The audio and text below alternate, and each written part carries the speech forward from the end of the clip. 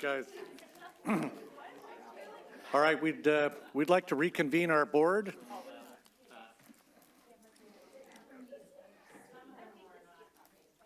Affairs. All right, we'd like to go ahead and get started with the overview of California Fairs. We have Sarah Cummings from the Western Fairs Association and John Kazuro. Sorry, apologize. With the California Department of Food and Ag. Sarah Cummings is the Executive Director of Western Fairs Association. Sarah was previously the General Manager of the Colorado State Fair and has been the CEO of the Salinas Fair and the Sonoma Marin Fair here in California.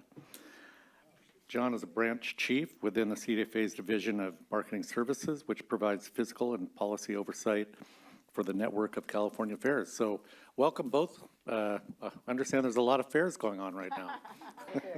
Maybe you can fill us in. Thank you. Thank you very much for having us this afternoon. It's a pleasure to be here speaking with all of you. A couple of familiar faces and connections, so this is a fun opportunity.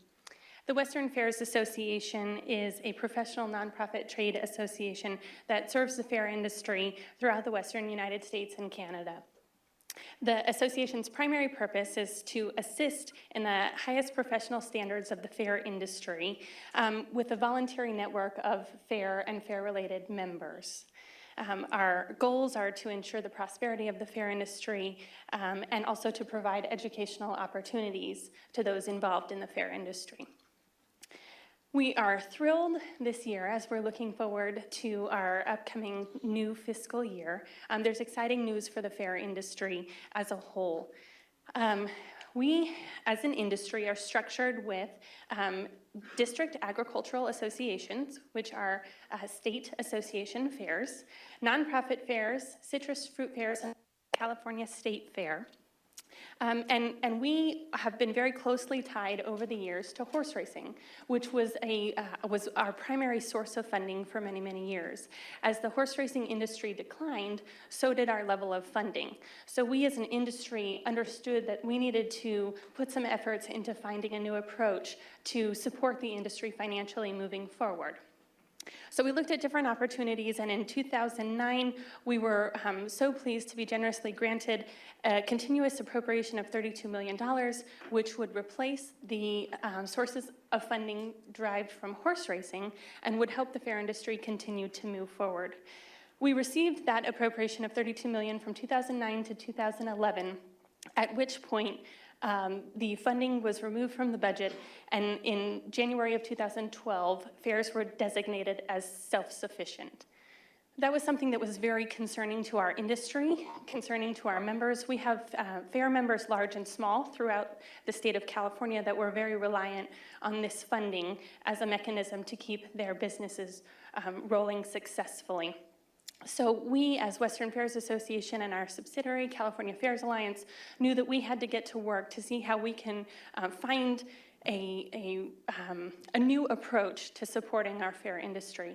And so we're thrilled, coming with this new fiscal year, we have a new source of funding that is going to be supporting our industry moving forward. There was legislation passed, and this is a source of funding that essentially makes us self-sufficient as fairgrounds and fairs moving forward. The California Department of Tax and Fee Administration is managing, overseeing, and calculating the total gross receipts generated on fairgrounds, and a percentage of those total gross receipts are coming back to the fair industry in a form of new funding.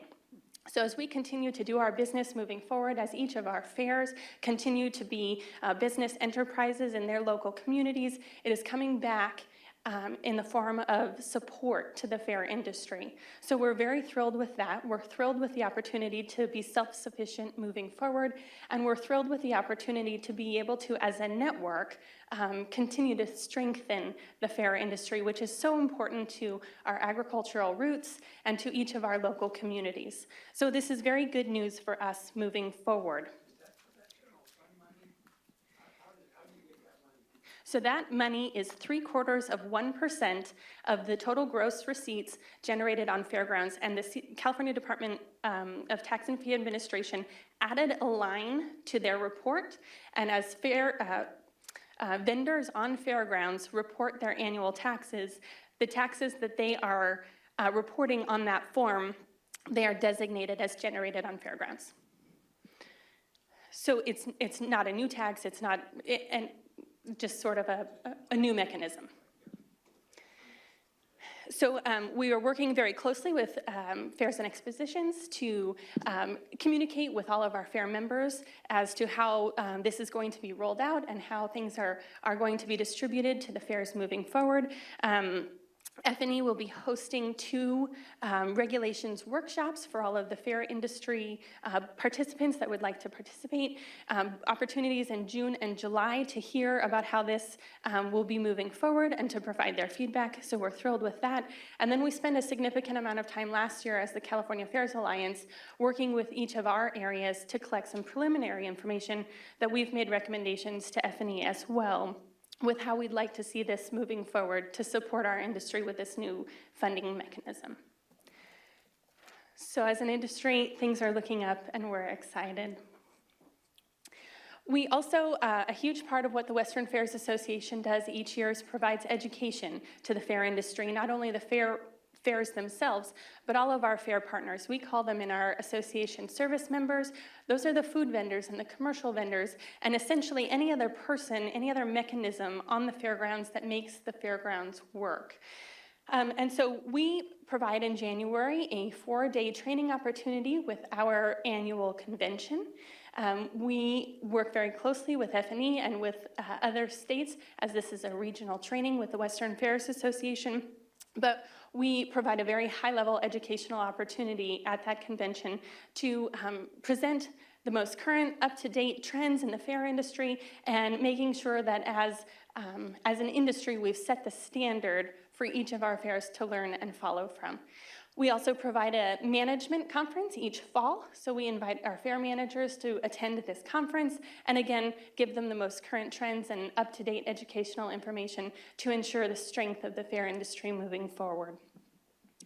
I would like to take a moment to invite you all, if you'd like to come to our January convention. It will be in Reno, January 19th through 22nd in 2020. So if you have any interest, you're welcome to reach out. We would love to show you the convention and what we are all about. I'd also like to take a moment for an invitation, and I'm sure Mr. Pickering, the CEO of the California State Fair, will also echo this. Together we host an open house at during the California State Fair. This year it will be July 25th from 5 to 7 p.m. So if you happen to be in the Sacramento area July 25th and you'd like to join us at our open house, it would be my pleasure to introduce you to many of our members moving forward. Anything else? No, it's good. Okay. Any questions of me? Yes.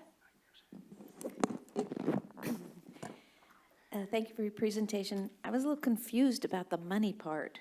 So total gross receipts, I'm trying to understand, is that from, where were the total gross receipts going before this little bit came to the fair? They have been supporting the state budget. So it would essentially be sales taxes reported by those business persons, reported to the state of California. We just now have the opportunity this year to designate that they were generated on a fairgrounds to then be a part of this calculation mechanism to come back and support the fairs. Yeah, so before they just went into general fund.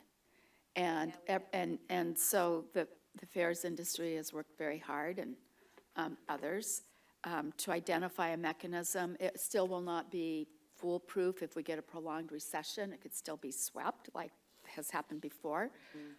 But there are a lot of people, and over the years, to help people understand, these are vital parts of our state infrastructure. There's a ton, a boatload of deferred maintenance on these state-owned properties, and that there needs to be a partnership. And so there's some extended conversations about dedicating part of this money as opposed to just letting it go to general fund. Yes. So how much money I know every ag district is different, but in general, about how much additional funding do you anticipate they're going to receive? Clusa, for instance. Yeah, so the projection we received is, the projection we received for the funds is about $18 million. Now, we're still going to be developing programs on how those funds are going to be allocated. So those are going to be in the works. That's 18 million above what you have been receiving, or? Yes, yes. So we also received some general fund support, but it's very minimal. It'll still be less than the 32 they used. Correct.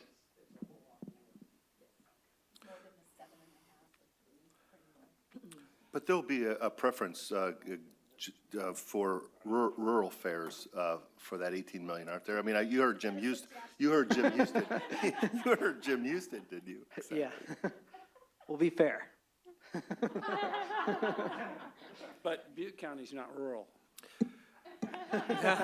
Point. I didn't get to talk to Jim about that, didn't I? But you know, the Orange County Fair, they don't really need, I mean, they got so much money already, right? So, Good point.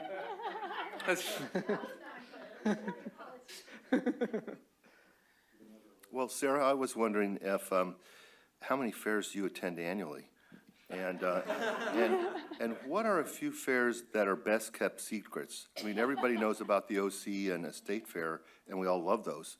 But I bet there's some secrets that we should know about. Absolutely. Well, as the former manager of the Salinas Valley Fair, I would have to say, especially with a few Central Coast people on the board, that's a great place to visit. It's a very small, charming fair with very, very deep agricultural roots.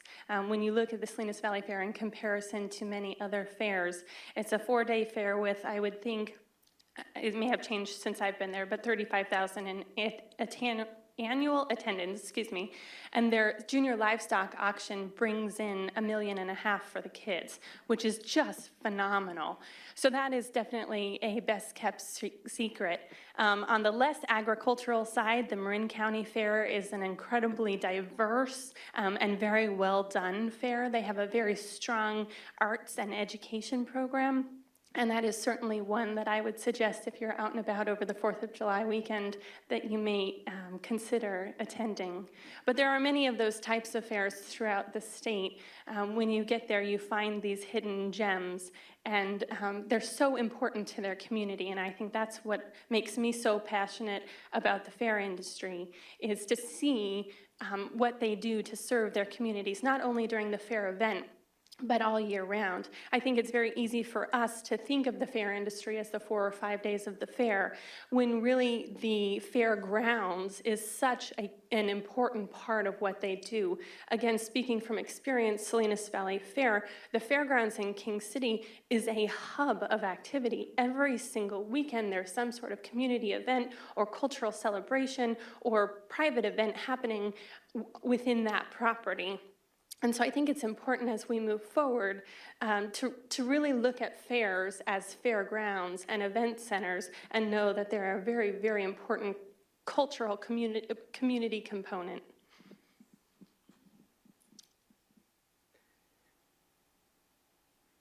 Wonderful, thank you. Good afternoon, President Cameron, board members, Secretary Ross, and again, thank you for allowing to have fairs on the agenda today. I just want to go over a little bit about the structure of the California fairs. There's 77 fairs in California, 52 district agricultural associations, 22 county fairs, 2 citrus fairs, and Cal Expo. And those are dispersed throughout the state. And as far as magnitude, we're talking about 6,700 acres, and each fairgrounds has numerous buildings, livestock pavilions, and halls. Also, as far as staffing, there's about 600 permanent employees. And also, as far as boards, as far as the DAs go, as you're appointed by the governor, the boards are appointed by the governor as well. Now, there's 9 seats per DA board. So if you do the math on that, that's 468 board members. So with all those figures, there's lots of opportunities, but also lots of challenges. And I just want to touch about what Sarah was talking about, the misconception of fairs, and I've seen this firsthand. where everyone thinks the fair, they put on the fair event and they close their doors and they're done for the year. And that's far, very, very far from the truth. They host a variety of community events, indoor events such as RV shows, home shows, and also they have a lot of long-term leases, such as schools. Even we have a fair in the Central Valley that has a Lowe's and a shopping center on its fairgrounds. So they're very, very busy, and I really commend fair management and staff because they don't have the 8 to 5 job. They're there 24/7, 7 days a week most of the time. The other key component, the other activity, which has been keeping them busy, they've been a safe haven for the communities for emergencies, whether that's hosting an evacuation center, fire camp. And so when you talk about fire camp, you're talking about multiple personnels where it's a little city where they bring in, they got food, they got gas, they got you name it.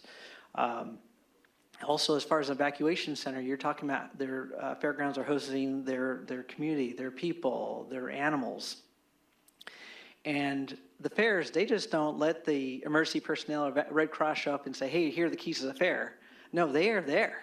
They are there 24/7, working side by side with them because the fairs, it's almost like another event for them. And they know where the water, where the sewer shutoffs are, where the cleanouts are, all that very important things that happen. In the last 3 years, as you all know, the fires have been pretty brutal here in California and landslides, especially down south. Now, there's some things that the fairs working with emergency entities has worked really well. And there's some things that need some more work. And we've taken a proactive approach to reach out with the fair industry to get their input. And we called a hot wash or after action meeting with the fair industry to get what's their key issues on what's working and what needs some assistance. We then took those notes, that feedback, and we met with Cal OES, Social Services, DGS. We got them all in there. And it was really good because some things they're aware about, some things they knew. There's a lot of things they didn't know. So we've created this really close relationship with those emergency entities, and we're starting to share information and resources, and hopefully that when the next emergency happens, hopefully not this year, not next, but we're going to be better prepared. And as far as preparedness, we always emphasize that fairs, as they know they're going to get the call one of these days, is that before they get that call is to meet with emergency entities, meet with Red Cross, have them go on the fairgrounds, have them tour, see where all the infrastructure is, be like, okay, we're going to put the kitchen here, we're going to put RVs here, have that plan in place because we've seen it too many times where that plan's not in place and it's, I guess you want to call it organized chaos. They get it done, but it's not pretty. Now, during an emergency situation, communication's key. And I'm going to have to mention the B word, and that's and that's broadband. And I've seen this firsthand at a fairgrounds when they had the fires in Napa and Sonoma. I went down there. I mean, I probably shouldn't have gone. It's pretty dangerous, but I went down there and. I was with the fair manager, let them know whatever resources he might need, how we can assist. And literally, I'm talking with them, and we're getting covered with ashes. We're that close. So I was like, ooh, I better call my wife. No signal. So I think having that broadband, getting that to rural fairgrounds, and even some urban areas, I think it's very, very important.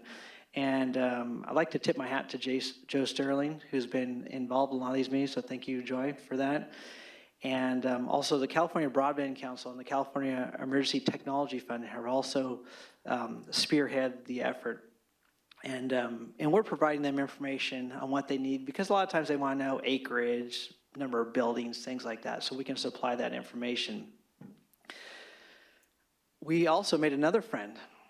The Information Technology Disaster Resource Center, and we learned about them during when Yuba Sutter was serving as an evacuation center, because we went there and the fair manager says, "Hey, we got full internet throughout the fairgrounds. We got Wi-Fi for everyone." And I was like, "Well, how'd you do that?"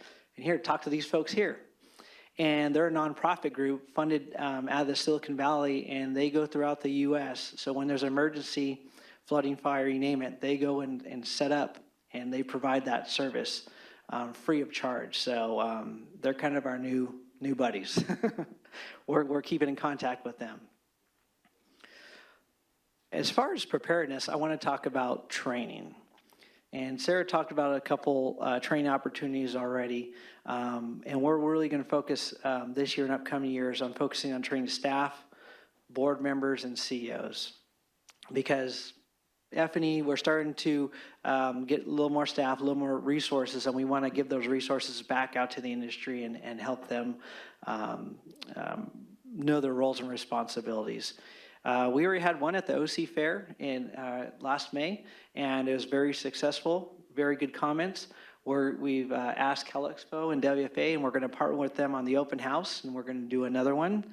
That's going to be July 25th, and then we're going to follow up with another one in the fall. Everyone that's attended these meetings, they were very grateful because there's a lot of information. When they come on, they're just not educated, and so it's an opportunity to bring them up to speed. We're also given the opportunity to hire a training coordinator. We were without a training coordinator for many years, so now we have someone to connect with the fair industry and get them trained, again, on the roles and responsibilities. We also developed a reimbursement program for the fairs. So for small and medium-sized fairs, they're given the opportunity to get reimbursement to go to trainings. It's just really important because we've kind of seen the ugly side when fairs are not trained in staff. So we want to avoid those. This is a kind of a proactive approach. The other thing we did is all DA staff and board members are enrolled in the CDFA Online University. So that's been a good tool to get staff and board members certified. Yeah, lots of fun. Lots of fun. Yeah. And also I want to talk about another funding source we're grateful for, and that's SB 5 or Prop 68 that was passed by the voters. And it was $4 billion with a B to promote access to clean water, parks, recreations for underserved low-income communities. Now, the fairs were actually able to obtain $18 million out of that, and that's going to be focusing on deferred maintenance for the fairgrounds, which is very much needed. We're kind of hitting the ground running. We already had fairs submit applications. We're going to the committee reviews right now, and we're looking to probably get projects started probably the end of the summer, beginning of the fall. So we're very excited to get that rolling out, and then we're going to roll that money out over a 3-year period. So we're very excited to get some much needed support because it's been a struggle, and the fairs, they've sacrificed a lot to kind of keep the doors open to the public and keep them operational. So I have one ask of the board, and that is for you to go out to your local fair, or not, go out to another fair. Go out to the Marin County Fair, CalExpo. There's Dickson just passed, but Calaveras just passed too. Siskiyou, where's Siskiyou at? He's here. Go to his fair. It's a great way to support the community and bring your family too. And it's not just about the carnival. It's about agriculture. It's about kind of what Jim was talking about, making that connection between rural and urban. And the fairs are a great mechanism for that. Thank you. Thank you, John, Sarah. Do we have any other questions? Yep, go ahead, Andy. I just make a comment. My hat's off to you, and I've met Sarah a couple of times. Sarah and John, you're doing a great job. I would encourage you to maybe repackage, rebrand the county fair. I mean, I know what a county fair. I grew up. I've been with county fairs all my life, showing livestock and judging and all kinds of things. But as we think about that urban interface, I think it is just changing the connotation of a county fair, because I see the Mid-State Fairgrounds up, I'm very involved with them. And I mean, there's something there almost every day of the week, year round. And it's incredible because there are things that support so many different parts of the community. And it really has become the kind of the center place for the community in the San Luis Obispo County.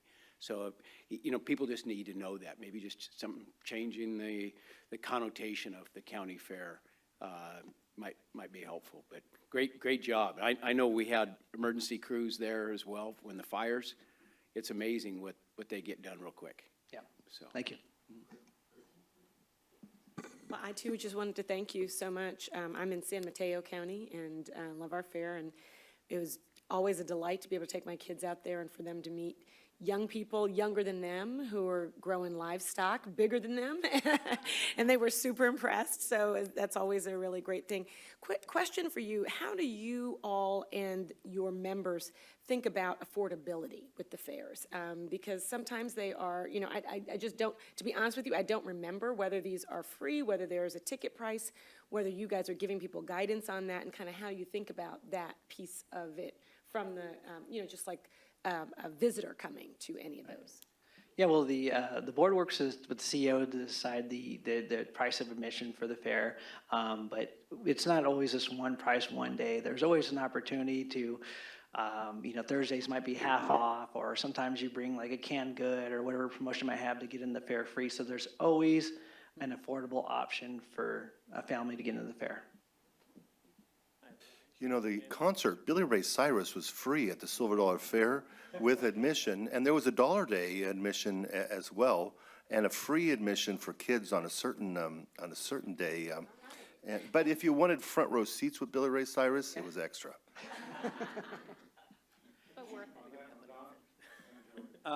Thank you very much for what you're doing. I have a couple questions. One is on the 18 million for infrastructure.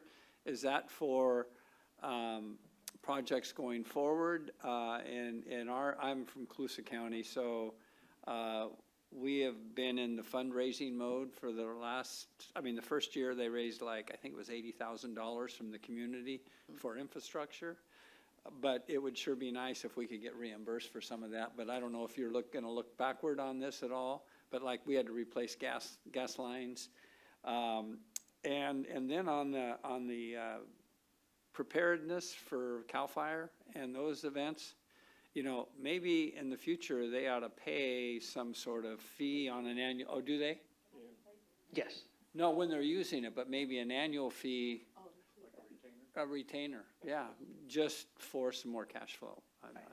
Just an idea. Yeah, so I'll touch a little bit on the 18 million. So unfortunately, we can't go back and pay what work has been done already.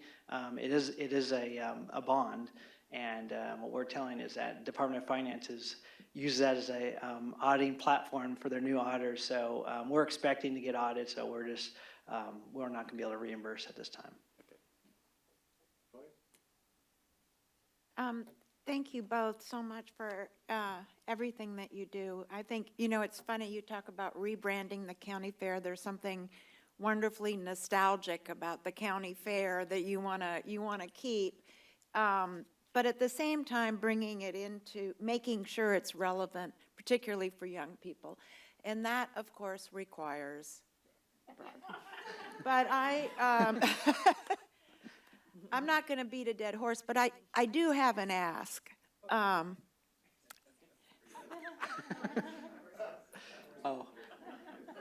Oh, my gosh. Anyway, I do have an ask, and that is,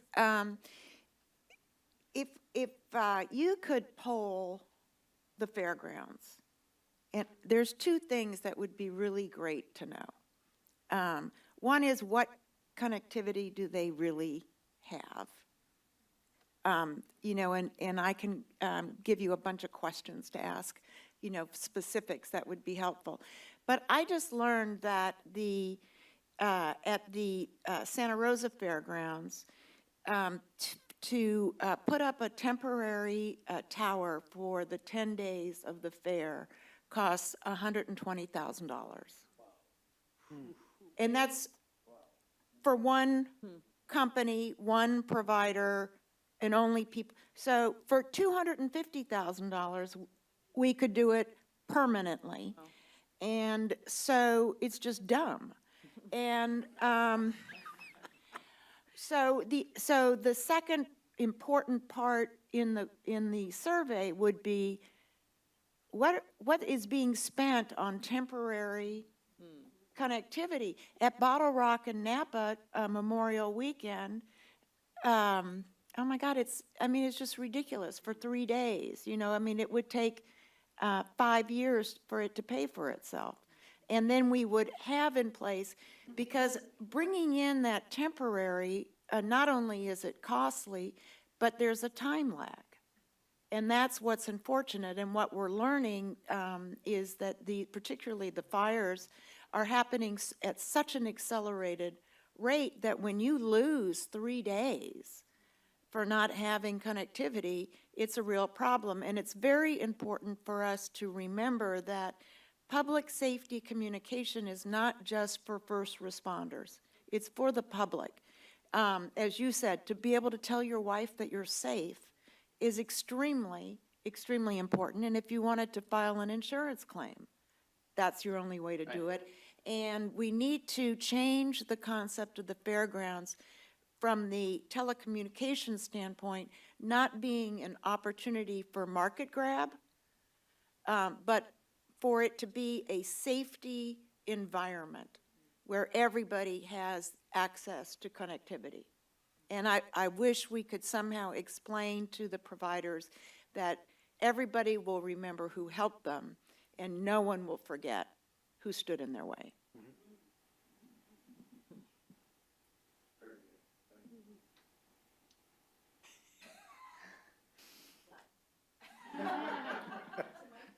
Okay, I'd like to thank both of you very much for coming in and your presentations today. So, thank you. Very much.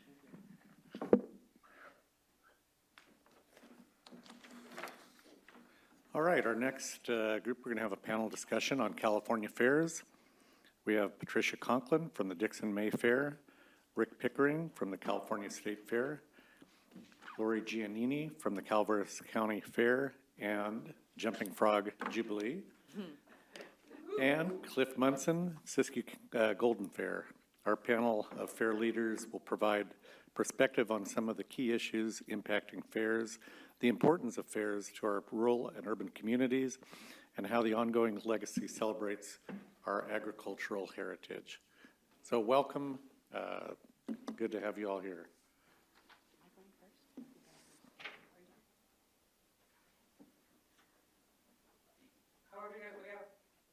I can go first.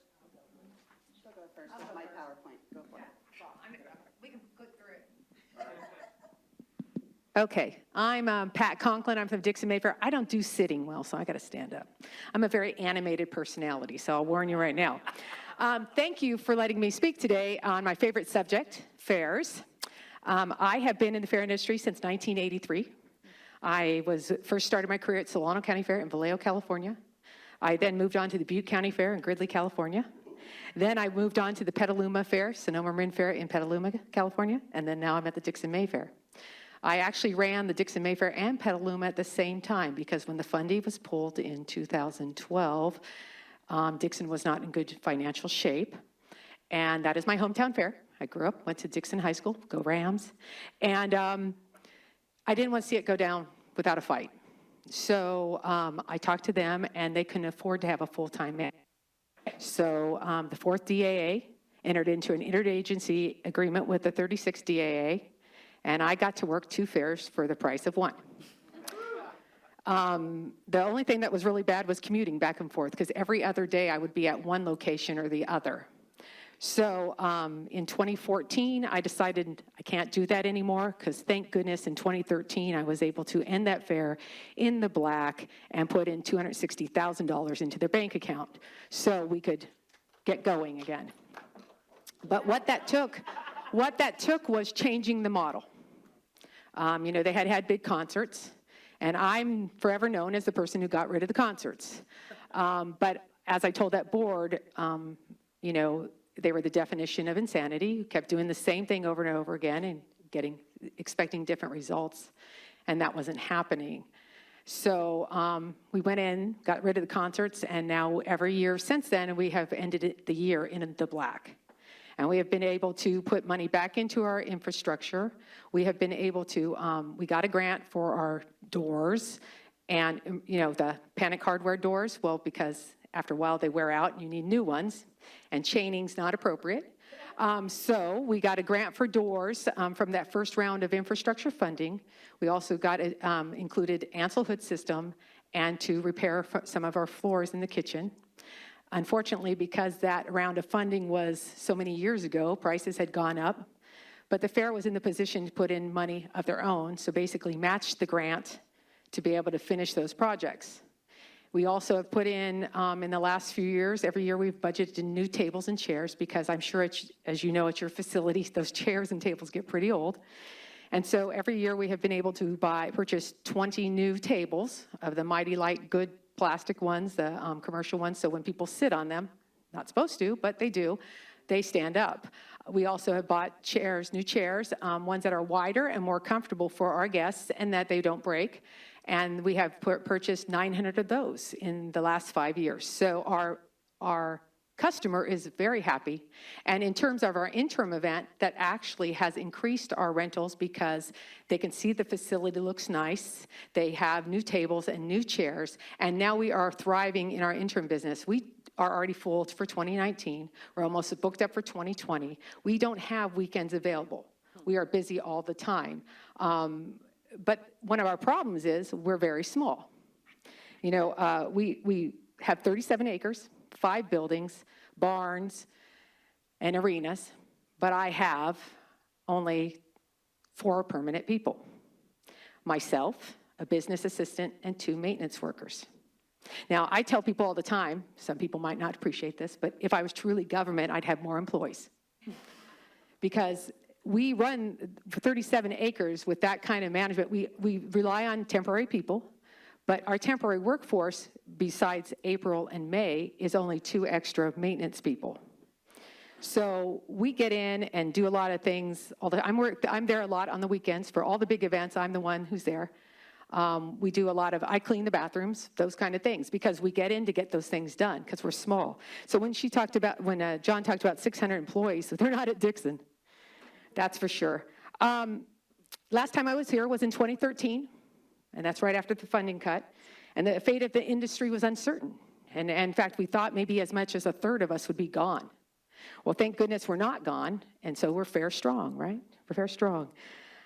I'd say many of us are surviving, though, not thriving. I think we're hanging on by a thread, some of us, because as every business, inflation, you know, things have gone up, wages have gone up, expenses have gone up. My water bill at the fairgrounds has like tripled, and power. And the problem is, you know, we have renters, and so we've gradually increased our rental fee, but you can't increase it as much as those costs are going up for us with wages and those things. So we're holding on. The American Fair has been here for over 200 years, and I'm confident we'll be here around for a future. But I'm concerned about changes in activism, too. We see more threats to our programs, and as you do, agriculture experiences a lot of threats from activists that don't quite agree with everything we do, our livestock shows, for example. So we see that, and we're tied to agriculture. And the pressure from others outside of the industry are making it increasingly difficult for us to do business, and it's costing us. So just like we added our YQCA program, Youth for Quality Care of Livestock, so people know that we take it seriously, that we believe in animals being treated fairly, but we have to let our public know that. We really face a real threat in the word underutilized, a word I really dislike, because we're not underutilized. I can tell you every weekend on the Dickson May Fairgrounds, I have at least 700 people. Sometimes I have 2 quinceañeras. Maybe I have a wedding and a quinceañera. Maybe I have a dog show, a wedding, a quinceañera. Maybe I have a baptism, a quinceañera, a dog show. You know, I have many things on the fairgrounds. So if you look at the business, Monday through Friday, yeah, we have a school, we have Rotary meetings, we have Seroptimists, we have 4-H meetings, we have all these things. But if you were to look during the week, yeah, you might say, well, I don't see a lot of people. But if you take my weekend and say 700 to 1,000 people every weekend, and you took your business and said, well, do I get 700 to 1,000 people in my 5 days? We're not underutilized. My 5-day fair gets 60,000 people. it's huge. It's 4-day fair, sorry. I added a day just because it seems long to me. We just ended, and you know, talk about affordability. You asked about affordability. Fairs are one of the things that are affordable. I often get a little miffed with the fact that we have many festivals on our fairgrounds that charge $25, $20, more than we charge, and nobody seems to complain. But if I up my gate by $1, oh my gosh, I'm in the papers, I'm horrible. And my admission is $12, which is one of the higher fares, but you know, you get so much entertainment at our fair, and you get so much to do at the fair. Once you get inside those gates, we don't have the extra things. We do have the tractor pull, the derby, the bull and bronc ride, and those tickets are reasonable. They're $20, and if you buy them in advance, you get fair admission, so it's $20 or $25, depending if it's derby, because derby's very popular. We also do a Thrifty Thursday on Friday night, $5. $5 for everyone. Kids 4 and under are always free. And then we have a kids' day, 12 and under are free on Friday. We also do pre-sale. So when people say, wow, you're expensive, I say, well, buy pre-sale. It's $8. $8 instead of $12. So when you look at affordability, we are affordable. When you talk about repackaging the county fair, you know, one thing that saved Dickson is that it is 144 years old, and it's the Dickson Mayfair. So I wouldn't repackage that fair because that's why people come, because it's been there for a long time and they love it. And that's when we were making the decision to get rid of the concerts. We said, well, how many people go to the concerts versus come to the fair? And it was like 60-40. And I said, oh, we can survive because if 60% of the people come just for the fair, we're good. Also, fairs have a very loyal attendance base. Every fair has a group, a number that they know will come every year, no matter what you offer, because they're loyal to that fair. So we know we can survive just by being who we are. And you know, interesting fact, Disney tried many, many years ago, probably 20, because I'm aging myself here, but to do what we do with competitive exhibits. They tried to do a county fair exhibit. They couldn't do it. It failed. Now, if Disney failed with county fair exhibits and we can do it, what's that say about us? You know, and what I love about the fair and why I'm in about the fair is because of those competitive exhibits. Everybody can enter the fair. Doesn't matter who you are, and you can enter anything, from a painted rock to a Picasso. It's at the fair. Now, judging those things is a whole nother matter, but it's a very good thing. I mean, that's what's great about a fair. You go in there and you can actually makes you know what makes your community tick. If I walk to Laurie's fair, I walk into her competitive exhibit buildings, I could see what would be important to her community. You come to my fair, you're going to see what's important to my community. And sometimes they're similar, sometimes they're not. And when you go to an urban fair, it may be a little different. There may be more technology, those things, but you can see what's going on. Let's speak about the broadband. We in October of 2017, we were activated as an evacuation site for the Department of Developmental Services, the Sonoma Developmental Center. We had over 200 of their patients at our fairgrounds and 200 of their staff. One of the biggest challenges for them was broadband because of HEPA, because it wasn't secured. So they could not get it installed in time. So we had issues with that fact, because we work closely with Wave and those things on our fairgrounds. Our internet's far from great, but we could get them basic internet, but we couldn't get them secured internet. So, because when you have a hospital on your fairgrounds, you have to have security in place for HEPA. Our fair is 144 years old. As I said, we're one of the older fairs in the state. We've been around at our location for that long. We support agriculture, and this year when the exotic Newcastle disease came about, we canceled our poultry show to support agriculture, because we felt we needed to get on board to show that we needed to support and help stop a problem. So one thing we did do is we had a plush stuffed animal show, and I have photos that I'll be glad to pass around if you'd like to see them. And the kids loved them. And the pictures tell for themselves, these birds actually look like real birds. And the kids loved it. And so we were still able to have our poultry show. They just were plush stuffed. Now we say plush stuffed because we didn't want to say stuffed, because we were concerned we might get real animals that were taxidermied. So we fixed that problem. But the kids, when you see the photos, you'll love it. They really look like, and we talked to State Fair, so we were able to, our winner went on to Small Animal Supreme at the Dickson Mayfair, and then if they happen to win, they are going on to State Fair whether they had a real animal or not. So we're good. Oh, I cleared it with Jay. We're good. So as disasters seem to strike more and more, though, the fairgrounds across the nation are stepping up. And one thing I don't think that people realize is the fair, we're sometimes a forgotten heroes, the fairgrounds. Because we're the ones, we spend numerous hours there. When we had our facility there, I have, like I said, 4 people, and they were working 24 hours a day, and we said, finally, we have to get some help, because they'd go, oh, do you guys clean this? I go, I have 2 guys. We need some help here. But one thing that we do, too, is when people come to our facility, they're not necessarily from my area. So they don't know who to call, who can help them. And that's where we're probably one of the biggest resources for them. When we had this evacuation center at Dickson, we got them containers from our sponsor, and it was free of charge even. We got things for them quicker than they could get them, because I'd sit in meetings at 9 a.m. and they would be talking, and I'd just go, let me get on the phone. I go, and I'd get them for them, because we wanted to help, and my community wanted to help. And it's those ties to the community that make us probably even more valuable to these disasters than anything, not just our facility, but our ability to call upon people and say, let's get this done. Let's help out.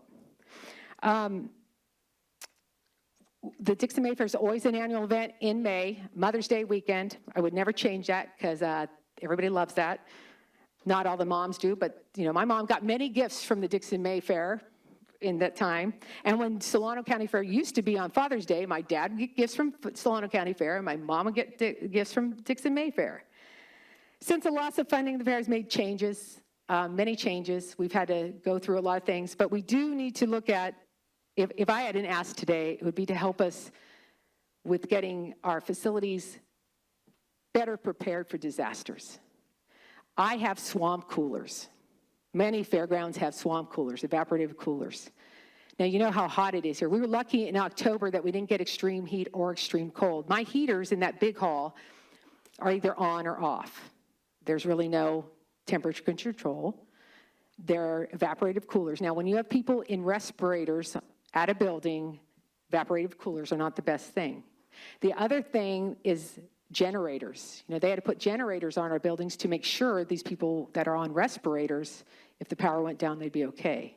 These are old facilities. I still have 1970s paneling in my office. So these are old facilities that need to be upgraded, and this would help our ability to better serve. We're very proud to serve, and we are honored to serve, but our infrastructure is that of, it's old. And we do our best and we try, but swamp coolers no longer will cut it when you're getting temperatures of 107 or 108, because after 90 degrees, that building is hot and humid. So we need help with those things. Our annual fair, as I said, attracts over 60,000 people. It's important celebration of the community, as all the fairs are. Friendly competitions have been around for over 200 years, and they give you bragging rights. Everybody's bragging about winning the fair. I've been to many fairs, and I enjoy most of all the people. What I like about fairs the most, and why I'm so hooked, is that when people go to a fair, they take a deep breath, they slow down, and they realize what's important. They take their time, and they create some memories, and they remember the things they did. You see grandmas, grandpas on benches with grandchildren, and you just don't see that anymore. So fairs are important to the community and to the state, and I think we do our best every single day to serve our community, and I think we do a good job at it. So thank you.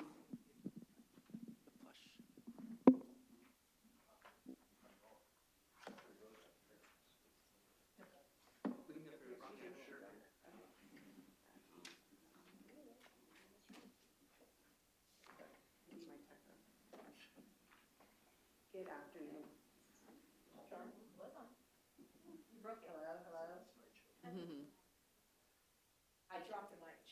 You can take the girl out of the country.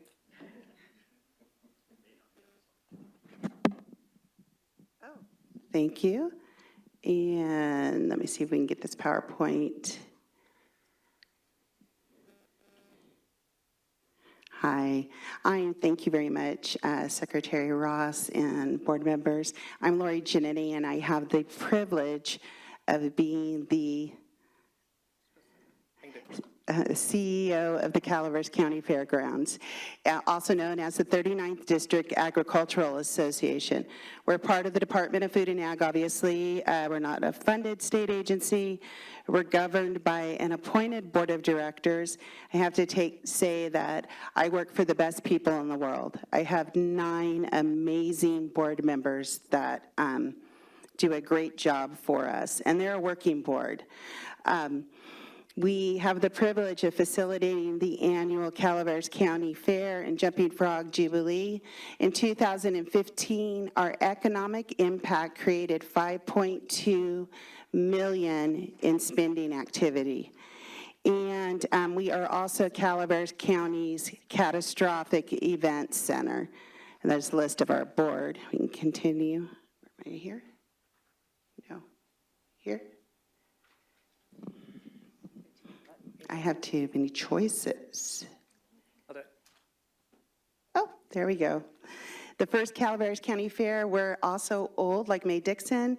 Our first fair record was 1893. I actually have those minutes in my safe at the fairgrounds, which is pretty cool. The governor appointed that board of directors. This is really interesting. The board funded that fair. They each contributed $450. In today's money, and that's about $26,000. I asked my board, there were no takers, but that's how they funded the fair in 1893. That fair highlighted the county's best: crops, livestock, home goods, and of course, horse racing. And then our frog jump, Mark Twain wrote the celebrated Jumping Frog Calaveras County. The first modern day frog jump was in 1928. The events combined in 37. Today, over the 4 days, we have an attendance of 35,000. Our 4-day fair just happened. We had 3 days of pouring down rain.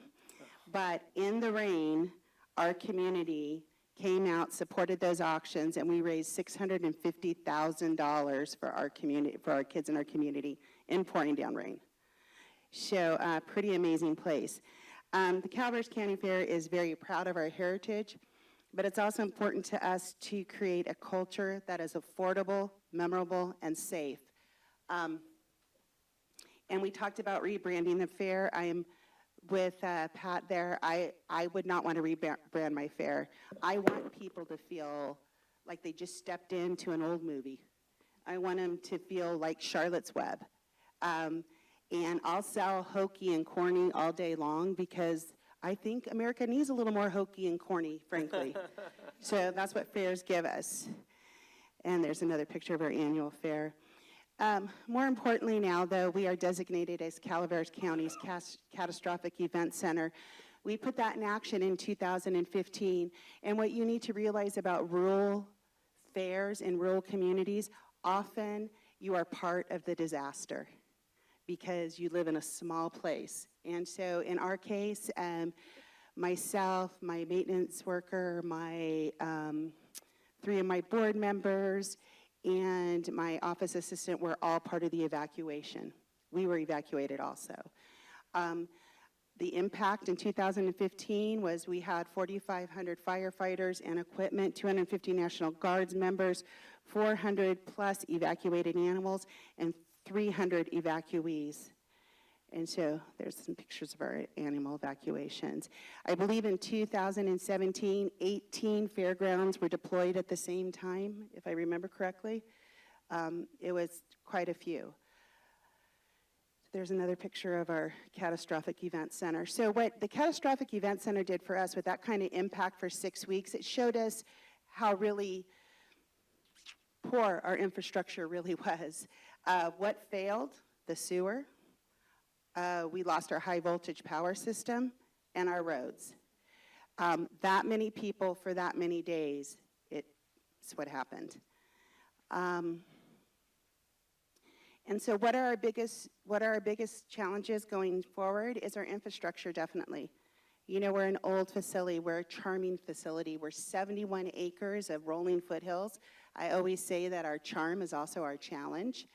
I have 2 permanent employees, myself, and then I have a 65% office tech. The rest of our employees are 119-day employees. So our infrastructure is a huge issue for us. And another thing that's an issue for small fairs is the cost of doing business with other state agencies.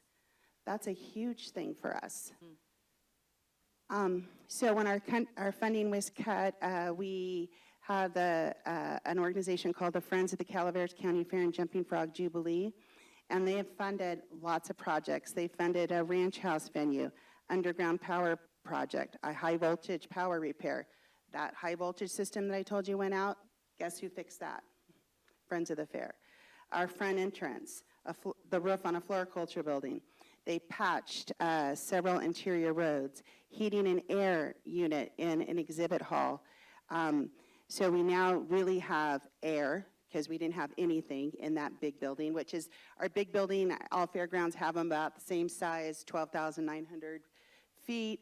It's kind of, I call it our workhorse. It's what we rent all the time. Our heater is quiet. It's so exciting. And it works. They remodeled a portable building into a rentable building. They've rocked several interior roads and refurbished 2 concession stands. And then in 2019, they're putting up 2 pole barns.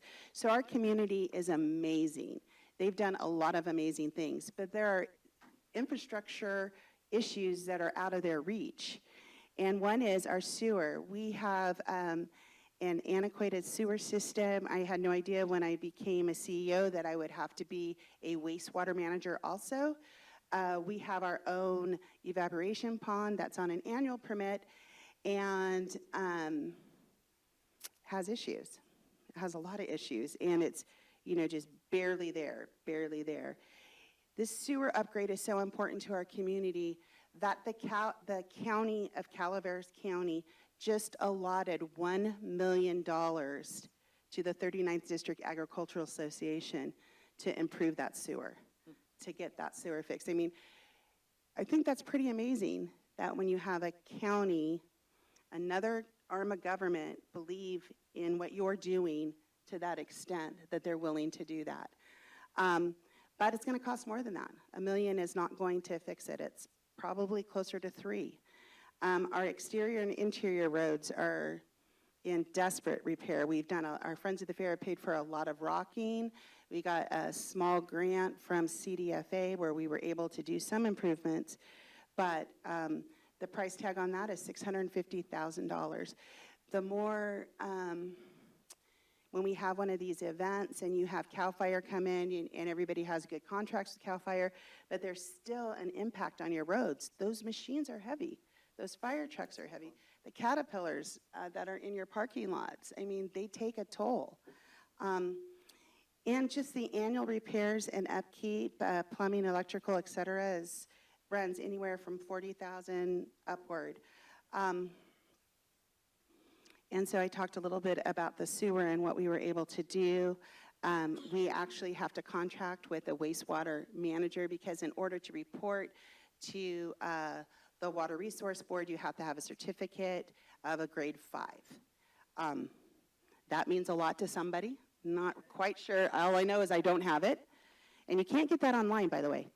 And then working with other state agencies, we have a water rights issue that goes back to 1942 to get a report out of DGS with the help of our branch and our legislature was still 3 years. And, you know, the price tag on that work is $20,000. And we're not even finished. So, you know, that's huge. We have a great relationship with CAL FIRE. What seems a little funny to me, though, is that we have these state roads and Caltrans can't come help you. They're in charge of state roads. Oh, okay, but no, we can't do that. We can't help you. We can't move your shavings. We can't do this. We can't do that. And their yard is literally 2 miles from us. But there's rules. So, and then the state fire marshal, we are so lucky. We have a gentleman named Jeff Carta, deputy. He is wonderful. He's very knowledgeable. I really appreciate that they come out and they show us what we need to do. We need to be safe. That's our first and foremost job. And, you know, they have exorbitant fees, though.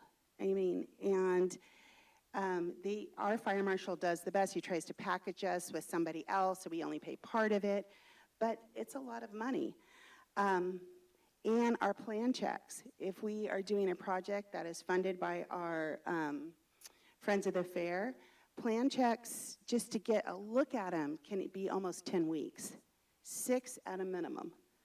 And so they're understaffed. Then it has to go, you know, to here and to there and to here and to there. And here you have this group of people who are giving you all this money that just want to do something. But we get caught up in the state fire marshal. And again, I can't say enough about the department, what they're trying to do. What I've learned, though, what we've learned as an industry is our state fire marshal's office isn't funded. So the protection arm of CAL FIRE receives no funding. I have a hard time wrapping my brain around that the protection arm of CAL FIRE gets no funding. That's kind of something we all need to address and think about. The Calaveras County, you know, in 2011, when we found out about our funding, we had a negative reserve, I think, of 36%. We are in the positive, and we've been in the positive since 2012. And that really has to do with the community. That's amazing. That said, we love our fair. We're not going to let it go away. And but I really feel that our community will put on a fair. They can, they want to. But I think the state has an inherent responsibility to maintain the property, to do these infrastructure improvements that are necessary so we can move forward, so we can be of more value. You know, who would have guessed that my friend Pat would have had a hospital on our fairgrounds? I didn't see that one coming. So, you know, and we need to make sure that we can serve our community. We're serving them day in and day out with our quinceaneras and our weddings and our being a resource. You know, today I have an informational meeting for wildfires and PG&E doing some training in our parking lot. And we can do all of those things, but we need to be prepared when the next disaster strikes, and it's when, it's not if, it's when, that we've learned from the past. And what we've learned is we need to improve our infrastructure. We need help with that. We can get volunteers. We can get people who love their neighbors, who love their community. But we need things like sewers and roads and that kind of infrastructure. It's Calaveras County, so we either end something with an amen or Mark Twain. So I'm going with Mark Twain. Do something every day that you don't want to do. This is the golden rule for acquiring the habit of doing your duty without pain. Thank you. Wow, that is certainly a tough act to follow. I'm Cliff Munson. I'm the CEO at the Siskiyou Golden Fair. I've also had the distinct pleasure of serving as the CFA chair for 5 of the last 6 years. Pat has graciously accepted that role for this year, but in this whole time that we've been searching for funding for California Fairgrounds, it has certainly been a wild ride, and I just want to thank all of you for any part that you took in helping us succeed with Prop 1499, and Secretary Ross, especially you. Thank you so much. So I will tell you just a little bit about the Siskiyou Golden Fair. Obviously, you've heard a lot of things. I'm going to say pretty much you're going to hear the same thing from me if I give the same speech, and I don't want to get so redundant, so I'm going to change mine a little bit. We have all the same issues. Our fairground was established, our first fair in Siskiyou County was an agricultural show in October of 1859. We are celebrating our 160th year since that first event. There have been a few years that were missed for World War I, World War II, and a couple of other times when they had some disaster that just they couldn't overcome to have a fair. But every other year since then, we've had some sort of fair in Siskiyou County. Siskiyou County is a large county. It's about a third larger than the state of Connecticut. We have 40,000 people in Siskiyou County now. The Siskiyou Golden Fair is still maintaining about 50,000 attendance per year at the fair. So you can see it's very relevant and very important to our community. The fair moved from Fort Jones, California. About the same time our county seat moved to Wairika.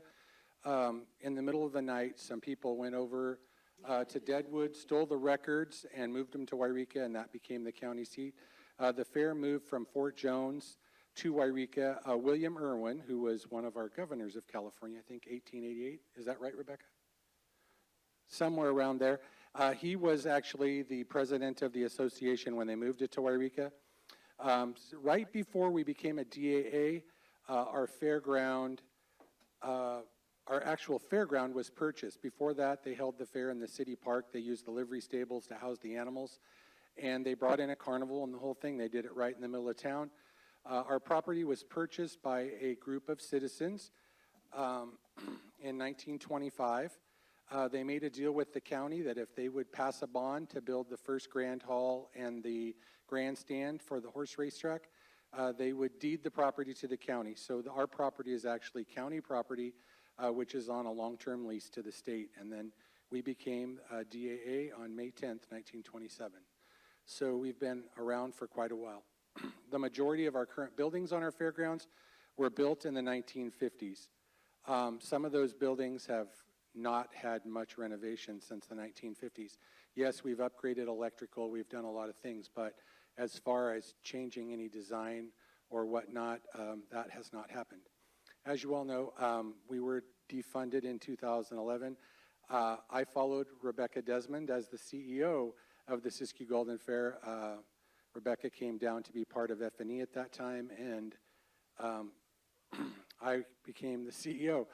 It was quite interesting. I had 5 full-time employees when I got there. We learned that we were going to be defunded. For the first time in the history of our fair, there was a gap. Before myself, there was always a transition with the past CEO being there to help the new CEO go. Rebecca had to leave to come to F&E, and so we had a 3-month gap. The two management positions at our fairgrounds had taken over a lot of the duties along with the board president. When I came in, it became pretty clear that to survive, we were going to have to figure out what we were going to do to make money or to increase income to be able to do that. And we basically just went to our community. We had about $30,000 of community support when I became CEO. Today, we have probably about $220,000 that our community pitches into the fairgrounds. During that time also, during Rebecca's tenure, they also started a Friends of the Fair. It was very forward-thinking at that time. Our Friends of the Fair, when I got there, did all of the community service. They were like the welcome wagon for the fairgrounds. And they had not gathered up tons of funds, but they certainly had made sure that the fairgrounds was relevant in the community and that we were doing things that helped the fairgrounds grow and prosper. And so at that time, they had maybe $1,000 to $1,500 in their account. Of course, we got defunded. We were laying off positions. We were doing everything that just really didn't look very good in the community. But we did really push our Friends of the Fair. Today, we have about $2.5 million in our Friends of the Fair. But as the CEO, I did make a deal with all the benefactors to the Friends of the Fair that if they would donate money to the fair, I would not use any of the money until it got to $5 million. because we wanted to make sure that we were sustainable forever if anything ever happened to us again. And so we continue to not touch the money. It's going to make the next CEO a very happy person. Me, not so much. So I've kind of gone over that. You've heard everything about asphalt repair, water lines, and those kinds of things. I'm just going to give you just a synopsis of my time as CEO. And you know what a fair is. You've all been to a fair. You know it's the time when everybody would go to a fairgrounds and you think, wow, they're not having any trouble. There's all these people here, and it's looking like they're doing so wonderful, and everything's beautiful, and the exhibits are great. And, you know, fairs are a fun and magical place. And I use the very thing that Pat said earlier, in that I really expect people to make memories at a fair. And that's the number one goal of my fairgrounds, is that everybody leaves with a happy memory. And whatever that means to your community, that's what it needs to look like. So every fair is different, but my oh my, do they all support the culture and the heritage and the history of your community and all the people in it. And so that's why they're so diverse and so wonderful. But let's just talk a little bit about emergency services. Our fairground is a little different than some of the other fairgrounds. They're talking about one major event, and they each got to share a couple of those. Well, I've been the fair manager since 2010 till 2018. We're in Siskiyou County, the northernmost county, right on Interstate 5. We're the first line of defense of anything coming from Oregon. We get that from more than one direction, because it can come in on Highway 97 or straight down Interstate 5. So all of that ends up at the fairgrounds. So north of us, the Cascades, they close during the wintertime a lot of times with snowpack, snowfall. And we also, it's really funny, the dynamics of our county. When you get to the south part of the county, we have Mount Shasta area, and that closes. And kind of in the middle, where we are to the north of that, it's a little bit of a banana belt. You could have very little snow and sunshine, and south of us and north of us can be just miserable. And all those people get stuck in the middle. And we quickly run out of motel rooms, or there's different events. So just in those 8 years, from 2010 to 2018, we've had 7 winters where we've had at least one freeway closure. And one of those was a pretty severe closure. We had a 60-plus car pileup on Interstate 5. All the dynamics of the accident were they just replaced the freeway. They'd put down a new kind of surface. It was cement, and they didn't groove it, and it froze. It froze over and then had snow on top of it. The cars just piled up in a big pile. And we had over 100 stranded motorists. They closed the freeway for several days, using Wainema Hall for 5 days as an emergency shelter. And so we had so many problems with that. As I said, those buildings are 1950s. We only have that one building, Wainema Hall, that we keep open in the winter. We have that ability it has heating, and we don't turn off the water because we have it winterized. All the rest of our whole facility gets winterized in the winter because of where we live. So we have one building. But we had such a dynamic of men, women, and children in that building. We suffered. And we also have swamp coolers and these heaters that are from like the 1950s. I know you've all seen them in your buildings if you've been to a fair, or you've seen them before, but when you turn them on, they make a loud noise, and then they sound like a 747 taking off on a runway. They shake, and we still have those. So that's my winter time. So spring, summer, and fall, of course, after explaining to you that we winterize and we're closed for the winter, we still have events at the fairgrounds in that building almost every weekend, but basically the rest of the fairgrounds is winterized, just simply because we get a lot of horse traffic in the winter, and they do rent our equestrian facility for overnight to bring their horses. But other than that, we're pretty quiet for a couple of months. But let's get to that. So the spring, summer, and fall is the peak season for us to generate funding at the fairgrounds. And it's also, of course, the exact same time when natural disasters strike in our area. From 2010 to 2018, the Siskiyou Golden Fair has been utilized as an emergency shelter that includes pets and domestic animals, and many times as a CDF fire camp. So in those years, We've had the Hawkinsville fire in September of 2011, the Salmon River Complex that was in July of 2013, the Siskiyou County lightning fires, which included the Beaver Complex, the Happy Camp Complex, and I know you probably all remember this one, the Bulls Fire, which was when the fire burnt right through the center of the city of Weed. And that was the first time we really had something like that happen. We had all of those folks at the fairgrounds. We had the Gap Fire, which is west of the fairgrounds in Syad. We had all the community of Syad at the fairgrounds in August of 2016. The Salmon Complex, it was an August complex, so it was just after the fair in 2017. And then last year, the year of devastation, we had the Klamathon fire that burned up the town of Hornbrook, just north of us.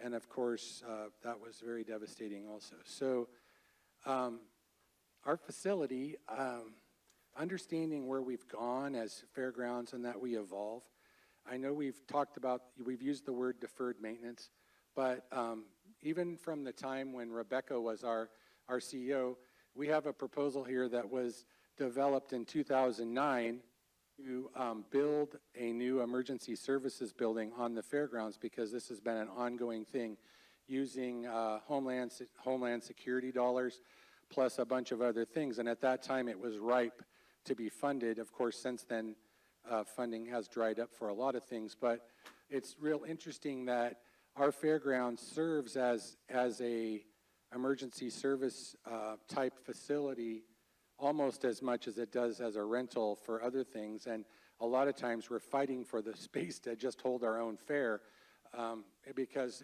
it's being used in other ways. But it would be really great to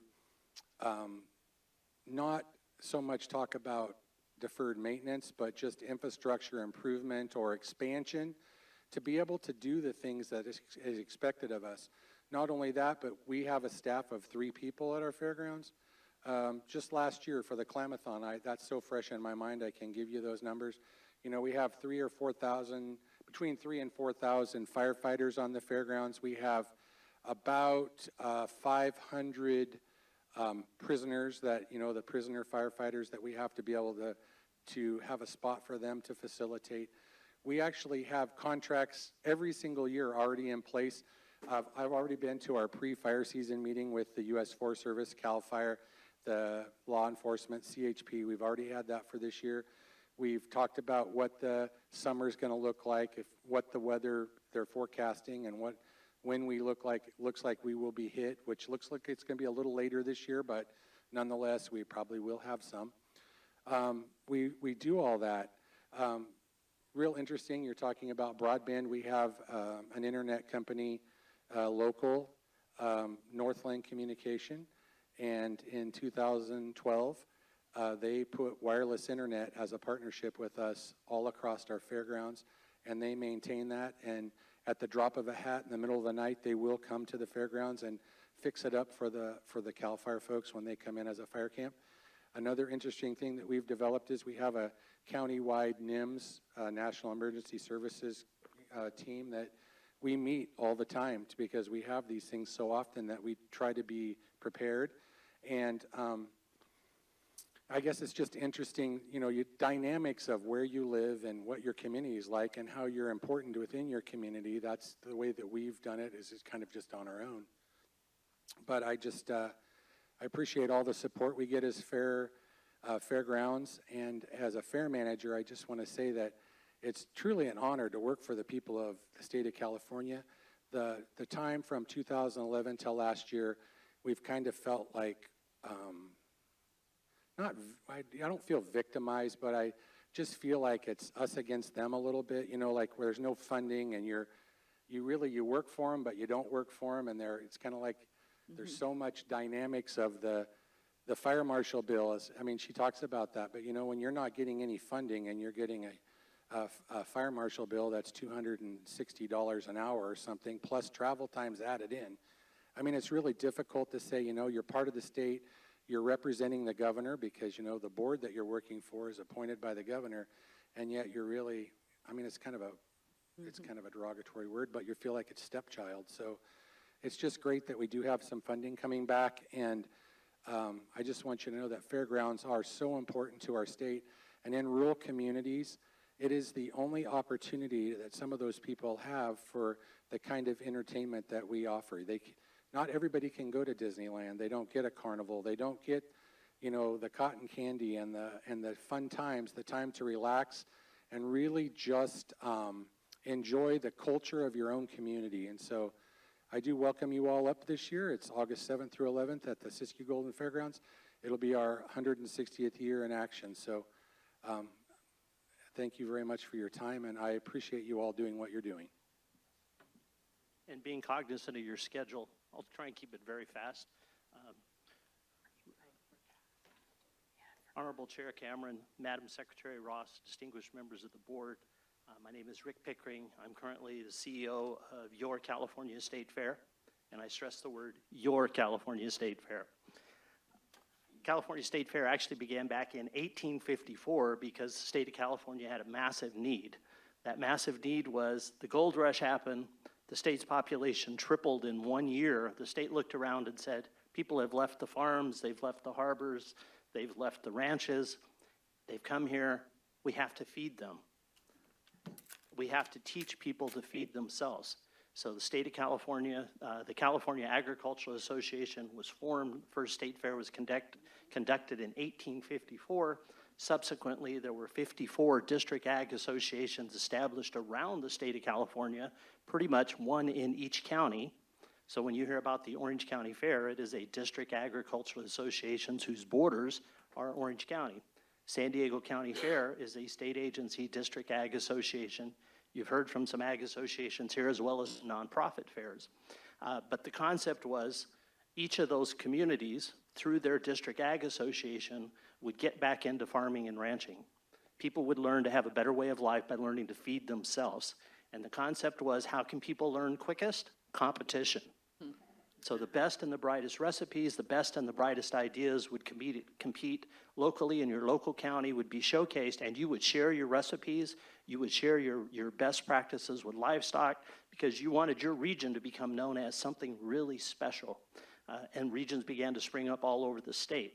But really the need back then was feeding people. And the state also believed that technology, through our ag schools and universities, that technology would also move agriculture further, faster. So from the concept of the Transcontinental Railroad to refrigeration shipping to cargo containers in the 1970s, Port of Oakland, to when we used to flood fields, to rainbirds, to drip irrigation, to now the little tiny filaments that run underneath the ground, technology continues to perpetuate agriculture in California.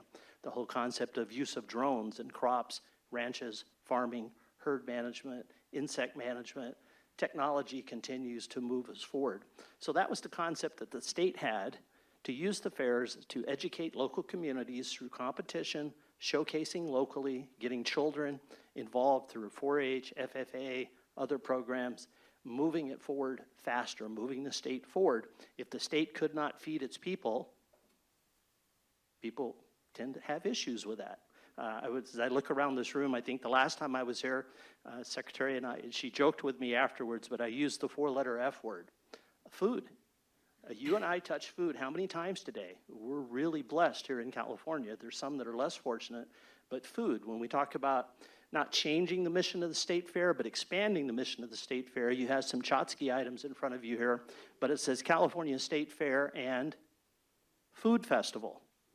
Every county fair is a true food festival.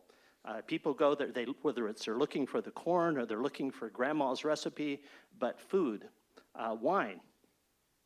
We can go on and on, but I'm going to keep it short. I was asked to say a few words about your state fairgrounds. Cal Expo is an emergency support facility for the state. We're the only fair in the state that's authorized to have a standing police department. So we have guns and badges, police officers, statewide authority, jail cells, etc. So we're used quite a bit in the local region around Cal Expo to support county sheriffs, to support SAC PD. They also respond and support us. We've been opened numerous times in the last several years by the Governor's Office of Emergency Services.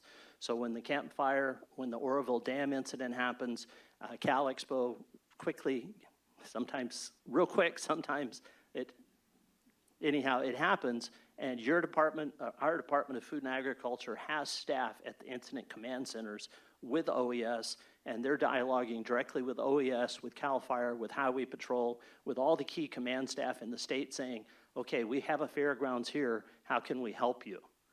And then that becomes a point of communications to us as fair managers saying, we need your help, we need you to open. Typically the delay is the crisis is continuing to evolve. So the issue is getting all the accurate information and then helping decide which way is the water going to flow for a flood, which way is the fire and the wind going to spread, should we open this fairground or not? In the case of the Dickson Mayfair, I'd received the call earlier saying the entire hospital was being evacuated from there to Cal Expo, and then the next call was, Dixon's closer and we can't keep these people on the bus very long. We're gonna stop in Dixon, and they had already talked to Pat about that. But those decisions have to be made in a crisis, in a moment, and your food and ag staff are right there assisting the Office of Emergency Service. And it's a great partnership, so we thank you for that. But we shelter people, we shelter animals, large animals, small animals. People bring stuff to us to help protect it. When they leave home without much in the way of anything, but they'll grab their dogs and their cats, or in the case of fires, they may try and get their neighbors to help them relocate large livestock, and they bring those to your state fairgrounds. In addition to that, your state fair, we step up and volunteer to help because we do have, in some regards, more resources. So example, at Laurie's Fair, during one of the disasters, we sent our police officers up with our backup police radios and set up a whole network of on-grounds communication. In the case of the campfire, two semi-truck loads of large animal pipe panels, because these horses, some had been singed, some had been burned or injured. Even though they're a herd animal, you need to be able to call out and sort and help them with veterinary services. So those types of things, we also look at how we can support the fairs. What a number of people don't know is that Cal Expo is now the designated fallback seat of government for the state of California. So if the state capitol is evacuated for continuity of governance purposes, half of the state capitol goes to the new Highway Patrol facility, half comes to your California State Fairgrounds. And because of that, we've been able to access OES funds and Homeland Security funds for 200 surveillance cameras, license plate readers, new technology, and that's been very helpful because the state wants to make sure in a disaster, if they relocate government to Cal Expo, they need to be able to secure government. From a broadband access point, our system is much quicker than what rural is looking at now, but we've sent letters of support and stay encouraging on that support concept as well. We're also the federal government's pharmaceutical stockpile for Northern California in the event of a pandemic. So if there's a pandemic that we jokingly call it, if the zombie apocalypse happens, the federal government has an agreement in place where they'll come in and take over Cal Expo, bring in all the pharmaceutical supplies, set up all the fencing, they'll bring it in from the airports, military airports, and then Cal Expo becomes the pharmaceutical distribution center for all of Northern California. So any hospital that's functioning would get its supplies from Cal Expo. Cal Expo is also the San Francisco Bay Area, one of the key designated tsunami recovery facilities. Obviously, if a big wave hits the coast, it's going to come up through the bay. It might not get past Fairfield, but it's pretty flat until you get up into the Cal Expos a little bit higher. So we're part of that program. From the most recent campfire disaster, we have an agreement in place with FEMA. So we actually have 9 housing units on Cal Expo property in conjunction with FEMA. We keep that very quiet because we don't want the press coming out and say, oh, you lost your house, how are you doing? So we're not out there trying to get press interviews for these families, but trying to help them. I gotta wrap it up here really quick, really short. There's a number of things about your state fairgrounds. We do more than 500 events a year. On an average weekend, we can have 4 to 5 events taking place at the same time, but the event that's profitable is the state fair. So it's not just the revenue that comes in, it's what expenses do you have to incur in order to make those revenues. One of the challenges is, as the state fair, our people can compete statewide, which means it's hard to have a state fair during school season because families simply can't travel. When the Sacramento Bee says, well, why don't you move the fair to the wintertime? because the kids you wouldn't take your kid out of school for a week to come and show their hog at the state fair. But in the middle of the summer, even though it's hot, you're competing for that grand champion. So know that those things are out there. We have more people in 17 days at the state fair than the entire Sacramento Kings home game season of 42 games. We have more people in 17 days at your state fair than the entire Sacramento Convention Center has all year long. And we say that with a great deal of pride. They do what they do well. We think we do what we do well. And then we tease them that our bed taxes and sales taxes go to support their programs. However, we get a little payback in that the Sacramento Convention Center is going to be shut down for 18 months as it goes through an expansion. So we step forward and negotiated deals with the Almond Board. We'll be moving to Cal Expo for 1 or 2 seasons. The Grape and Wine Symposium will be moving to Cal Expo for at least 1 year, if not 2 years, depending on how things go.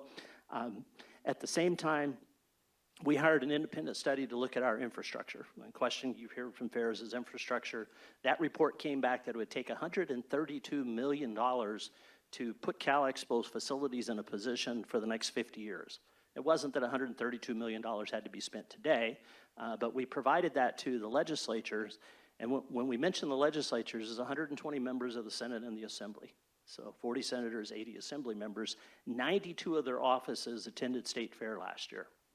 So our goal is to get the legislature out. Your local legislators may come out to a local fair, but here in Sacramento, one of our keys is to go after their legislative staffers. Because even though electeds come and go, the staffers tend to stay at the Capitol for some time, and they have a sense of history. So getting them out to the state fair has been very important to us. A benchmark for consumers. We provided you with last year's magazine. We're in the process of finalizing the 2019 Best of California magazine, but we've had over 2,800 professional wine entries this year. It was actually up. Again, craft beer, which is skyrocketing in California, California cheese, which is near and dear to all of our palates, as well as all the new olive oil standards from UC Davis.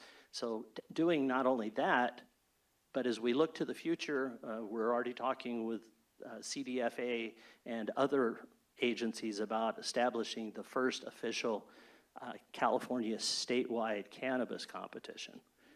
That's just such a broad category, so that's why I said we're just talking.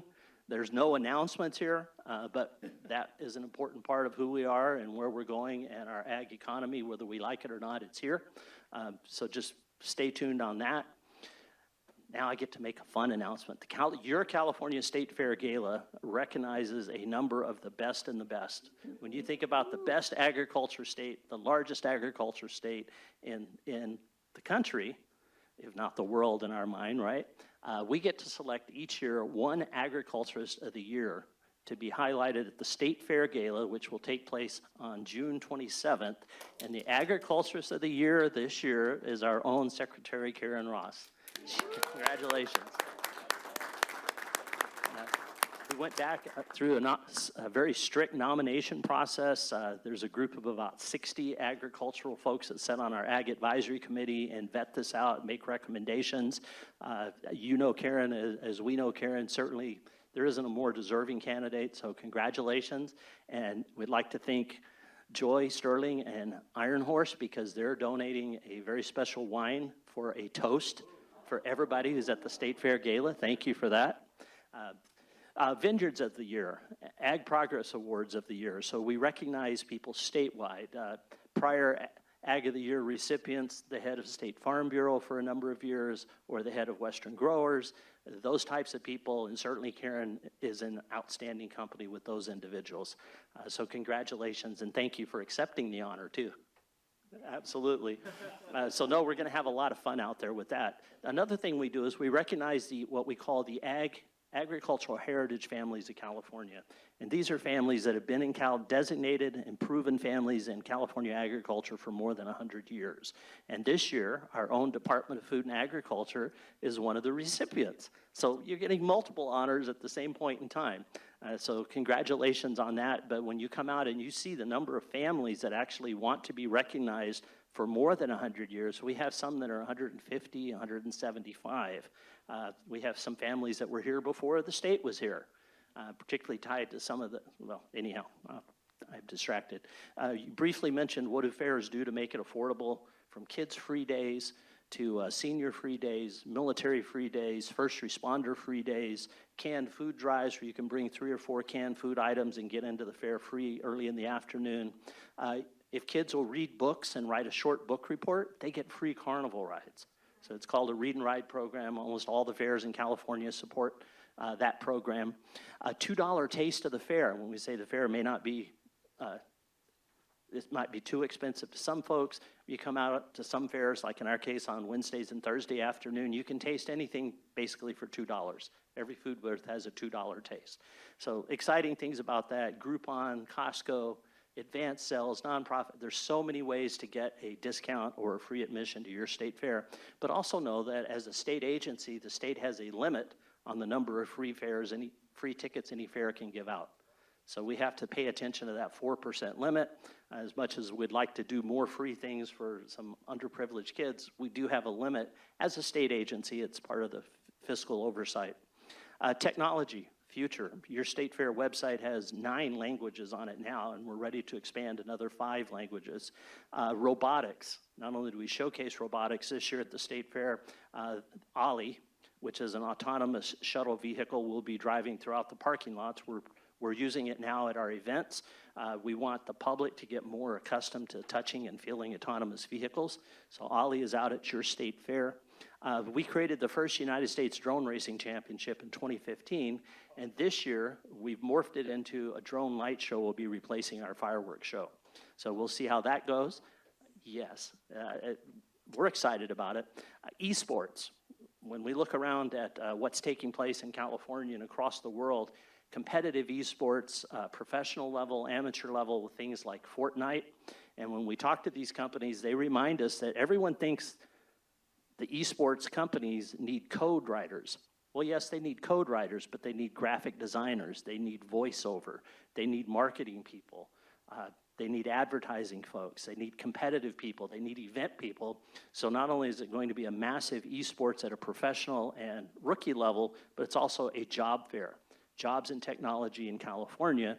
And our co-sponsors, one group is called Twitch. If you haven't heard of Twitch, it's not the nervous Twitch, but they will be live streaming the first California Bear Cup esports competition around the world.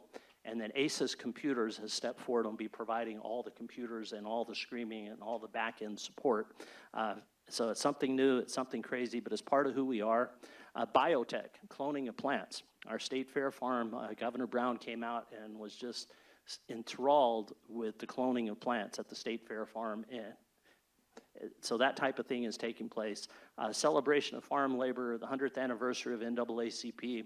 State fair, actually, we established a cultural advisory council that works very closely with us to talk about the cultures in California and in Sacramento. So last year, we started the very first statewide youth mariachi competition and brought 10 teams up from El Centro to San Diego to Fresno, Bakersfield, brought in an elementary school group of migrant farm workers, children from Salinas. The Mexico Consulate General came out and presented round-trip flight to Jalisco to the winning team. We're continuing that this year. Pardon me? I think you need a quinceañera competition. Well, we do a lot of quinceañeras, but yes. Exactly. So those types of things, school tours, et cetera. There's so many things that we do, but you also ask us the challenges, the infrastructure. Infrastructure is a challenge. Challenges in finances. When we talk about cheerleaders, there's not a stronger advocate in Cheerleaders for Fairs than Secretary Ross and the Department of Food and Agriculture. But there are structural things which none of us in the room created. We've inherited over decades. The state of California does not pay any insurance on these fairgrounds that we're talking about, even though they're owned by the state. So from property insurance, flood insurance, general liability insurance, if a roof comes off a building, we all have had to purchase insurance outside to take care of that roof, and then our rates go up. So when we see the fires and the rates go up statewide for all the obvious reasons, we all have to share in that cost. Even though we're state agencies, the state doesn't insure the property that it owns as fairgrounds. The state doesn't insure the buildings. The state doesn't insure the vehicles. The fairs have to step up and put money in a pool to help take care of the vehicles that are out at fairgrounds. None of us created that. It was created back in a different era and a different time. And those of us at this table would continue to advocate for change. But we mentioned fire permits, fire plans, fire inspections. In our case, the Office of Technology audits our computers and then charges us $80,000 for the privilege of being audited to say our computers function, because we're a different state agency. Payroll and workers' comp. Everybody at this table runs it like a business. We make our own payroll, our own workers' comp, and pay the state retirement plan. I know some of you may know that, but I also see a number of new faces that are going, wow, we really have to do those types of things. Again, I don't want to end on the negative note. There's so many fantastic things going on at the fairs and with the Department of Food and Agriculture. We just wanted to give you a flavor. What fairs are doing to support communities in an emergency and support other state agencies is just phenomenal. We've had fair managers that have retired and came back and are managing their fair as a volunteer, or they've retired and came back and are managing their fair in a part-time capacity, or we've had some of the nonprofits, Friends of the Fair Foundation, step up and pay for projects at fairs. It's just amazing how much a community loves their fair. And part of your state fair's goal is to get the legislature to love all fairs as well. So we're there with the secretary, regularly cheerleading on behalf of fairs, and we'll be there tomorrow. And again, you've been so gracious with your time, particularly in an afternoon on a warm day in Sacramento. So thank you. Thank you again. It's been great having all of you here and hearing the stories about the fairs throughout California. So thank you again. Joy. I'm sorry to bring this up when money is so very tight, but one of the things that I'm concerned about is that PG&E has said that in high wind, fire season, danger times, they're going to turn off the power. And so that's obviously very complicating for the fairs to keep operating, but I'm also primarily concerned for senior citizens if there's if the fairs can help with cooling stations. The governor's office several years ago declared fairs as cooling stations statewide and as warming stations during cold weather. So it's a matter of, some do it whenever their local community asks them to, but most it's whenever the state steps in and says, we need you to help out. So we do cooling and we do heating so people can get in off the street and out of those environments. So I, too, have a concern about the public safety power shutoff. That's why I would push for making sure we have generators on each fairgrounds, or at least wired to be able to take a generator. You're going to evacuate people to, let's say, the Dickson Fairgrounds. I'm going to have a bunch of people in my building, and then all of a sudden, the power's going to go out. So now you have a disaster within a disaster, because we're going to have to relocate these people. And that's what happened to the Sonoma Developmental Center. They evacuated them once, and then the fire kept moving, and they had to evacuate them again. And that was very traumatic, and that's why they ended up in Dickson, because they didn't want to travel any further. So yes, the public safety power shutoff is a big concern for me, along with my swamp coolers in 100-degree weather. But yeah, I can see that being, I had that concern when Oroville Dam broke, and I said, so you moved a bunch of people to Chico in a storm, and the power goes out, what are we going to do now? And if we had the big earthquake hits, how are you going to get anything moved to a fairground to hook it up? So when we moved the Sonoma Developmental Center, we put generators on the building, but that is something that should be looked at, is the ability for these fairgrounds to have alternative power source, because PG&E can just notify and it's going to go down, and then you're going to be moving people, and you're going to have to move them farther away from their affected area, and that's going to be traumatic and bad. In our pre-emergency meetings with PG&E, we've been told that after the incident, it takes them at least in Calaveras County 72 hours to get the power back on, because they have to check it's just not a switch. They have to go, and there's a process, and so it's at least 72 hours. So if the power is out, power could be out. I think when it happened last summer, in some areas it was 4 days.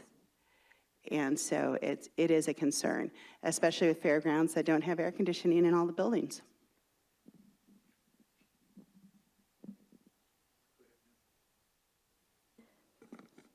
I'm concerned somewhat about the budgeting. How do you guys anticipate whether you're going to have 3 emergencies or 7 emergencies? I mean, how can you possibly budget for these big ranges of scale? You can't.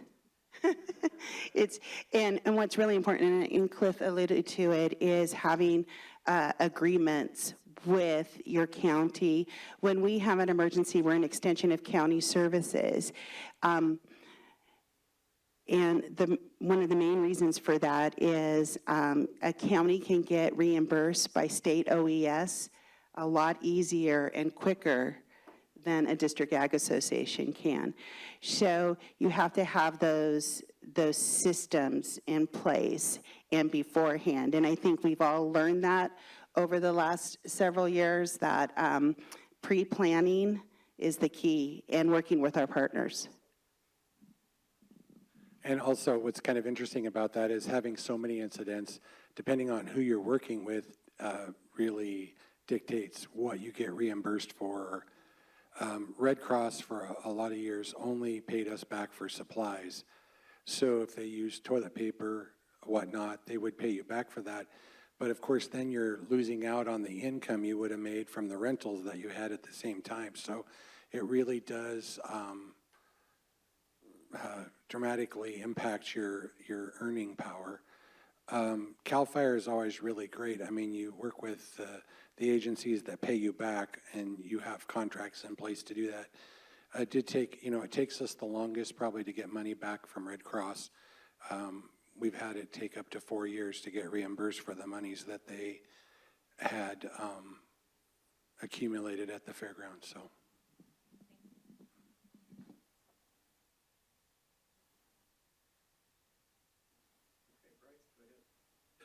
Well, thank you for your presentation, and thank you for throwing such great parties for communities, but also for being there for the emergencies. Just going through the campfire, the Silver Dollar Fair was a kind of a point place for CAL FIRE. Every morning, they've, for quite a few days, televised and had on the radio the operations. But what, Butte, Colusa, Glenn, I think even maybe Nevada and State Fair, all had people and animals, and amazing how many counties, state and fairs pitched in or made their facilities available. Remarkable. I was wondering what's the best new food at the fair, and what's the best new ride, and I was hearing about the zombie apocalypse. Is that a ride or a new food?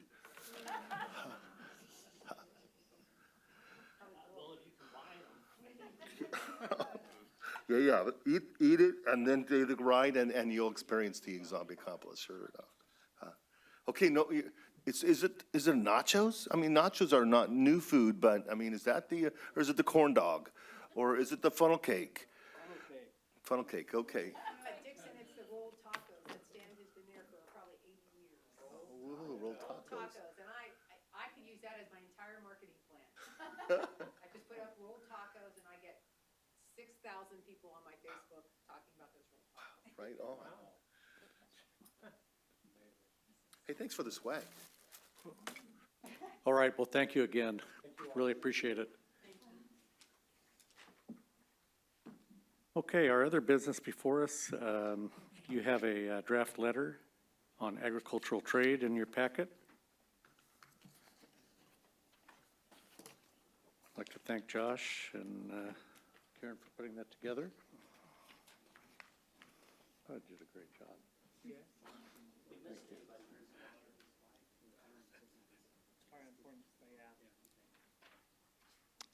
Do you want a few minutes to take a look at that, to review it again? It's very polite. Well, that's because it's not going to Washington, D.C. Yeah, it's, yes, this is to the, right. My comments at the meeting last week when I started started out with this fiasco of what's going on in trade, and then I just moved on, and she thanked me for that.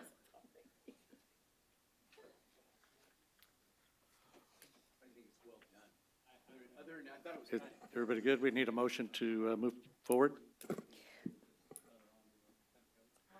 Yeah, discussion, I guess. Any discussion?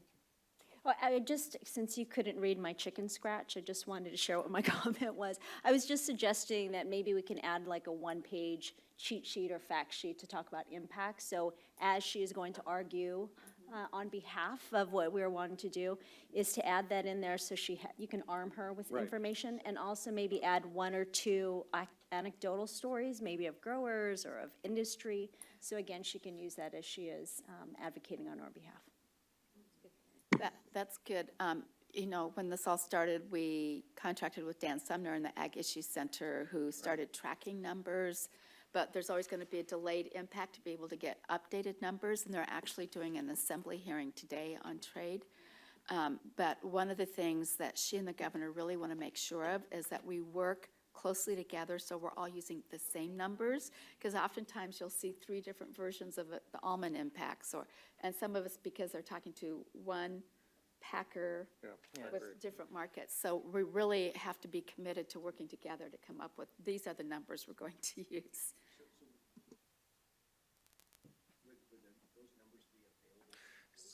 When they're Yeah. And further, you know, we've been having, as the secretary has alluded to, numerous kind of meetings on trade, and the lieutenant governor's office is involved, and we've been providing them lots of information. So, yes. Yes. the Department of Wine. All right, any other discussion? All right, all those in favor signify by saying aye. Opposed? So moved.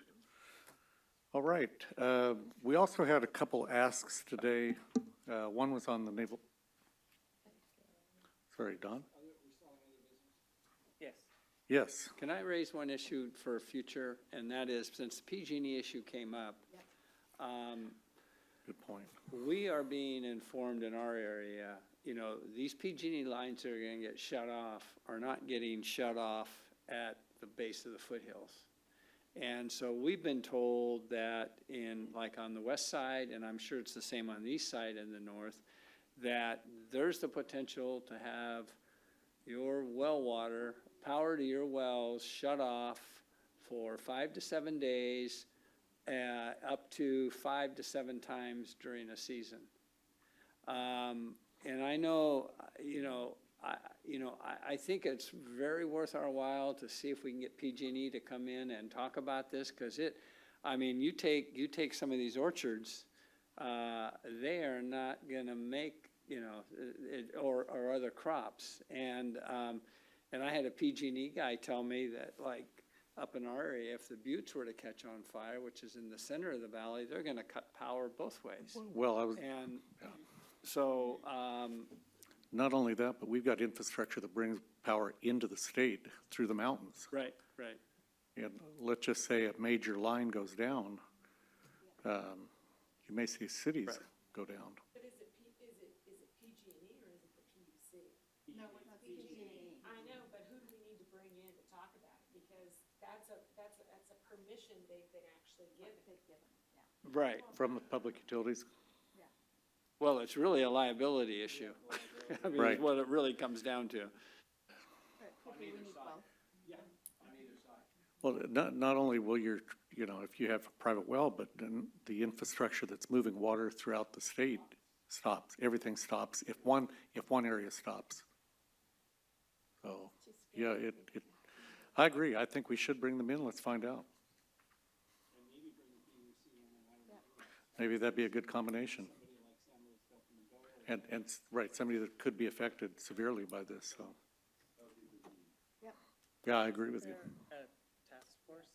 Isn't there a task force that we could reach out to on On that the issue? shutdown thing? Yeah. No, all those task forces, the last report was done and handed in. But I think there's a task force on fires generally, right? Yeah, but that, And they isn't have this a component finalized of a it? report that was handed to the governor the week before last. Yeah.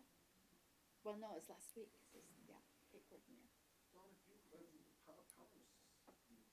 Paperwork in there. Yep, let's, yeah, we're still on. Would your pumping structures be affected, or do you have generator backup on all that, or? No, we don't have generator backup. I think it just depends on where the, what do you call the grids, where that grid is. Right. And how big it is. It'd be nice to see some of that detail on, when they start cutting lines, does it go? Yeah, is it 50, 5 miles, 20 miles? Yep. Agree. Microphone? I assume others are doing that. We're putting in generators because this is liable to happen during harvest. And we just can't stop. So there goes the road repair again. We're gonna. Priorities, that'd be a terrible thing. Go ahead, Chris. To the generator point, though, are we or are some regions running into, challenges with the air basin because of permitting issues on the generators? Right. Well, Former. as long as you're tier 4, you're okay. But you're talking about a pretty expensive startup. All right. I think that's a great suggestion. Did you have something? I had something else. Sure. So one of the items I wanted to bring up was that both the secretary and the chair, president, were interested in having the board be further engaged in terms of outreach, and moving outside of Sacramento. So kind of a tentative plan is that, for the next maybe 3 months or so, that we start moving around to various locations in the state. And so some of the ideas that I've floated, and we're still waiting for the Dawn to respond to, is possibly doing July in San Luis Obispo, August in Redding, September doing Fresno, October Imperial.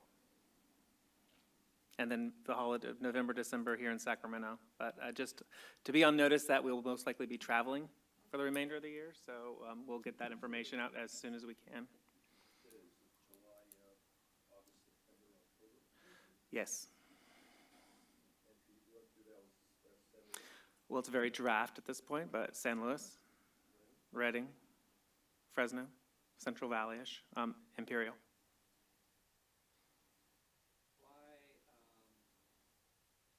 Why Redding as opposed to maybe Chico? Okay, far north. Not far enough north? No, I mean, that's definitely north. We put Chico down. No, I don't know.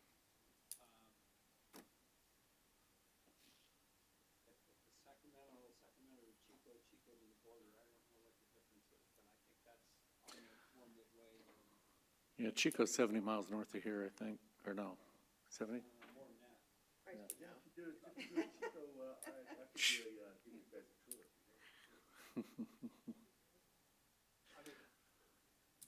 you reach it. It's a different audience. Yeah, it is a different. Yeah, Just something for range. yeah, right, rangeland people.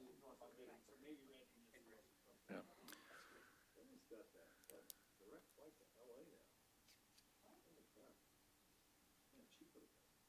So, and one of the things that I'm hopeful for as well, as the secretary mentioned, I think hopefully there'll be news out soon in terms of the outreach plan for the water portfolio. And so hopefully we will have a role in that as well. And so I don't know how that will impact those scheduled dates as well. All right. No, I look forward to that. I think that's a great idea. 2 other things that we also had an ask for for a letter supporting the navel orange worm sterile moth program. I would just ask, there's a couple of other organizations we just want to consult with to make sure that there's unanimity. Right. So if you want to pass a letter, it would be conditioned on. If we could put a conditional letter together, we'll check with the other entities involved to make sure that everybody's okay with that.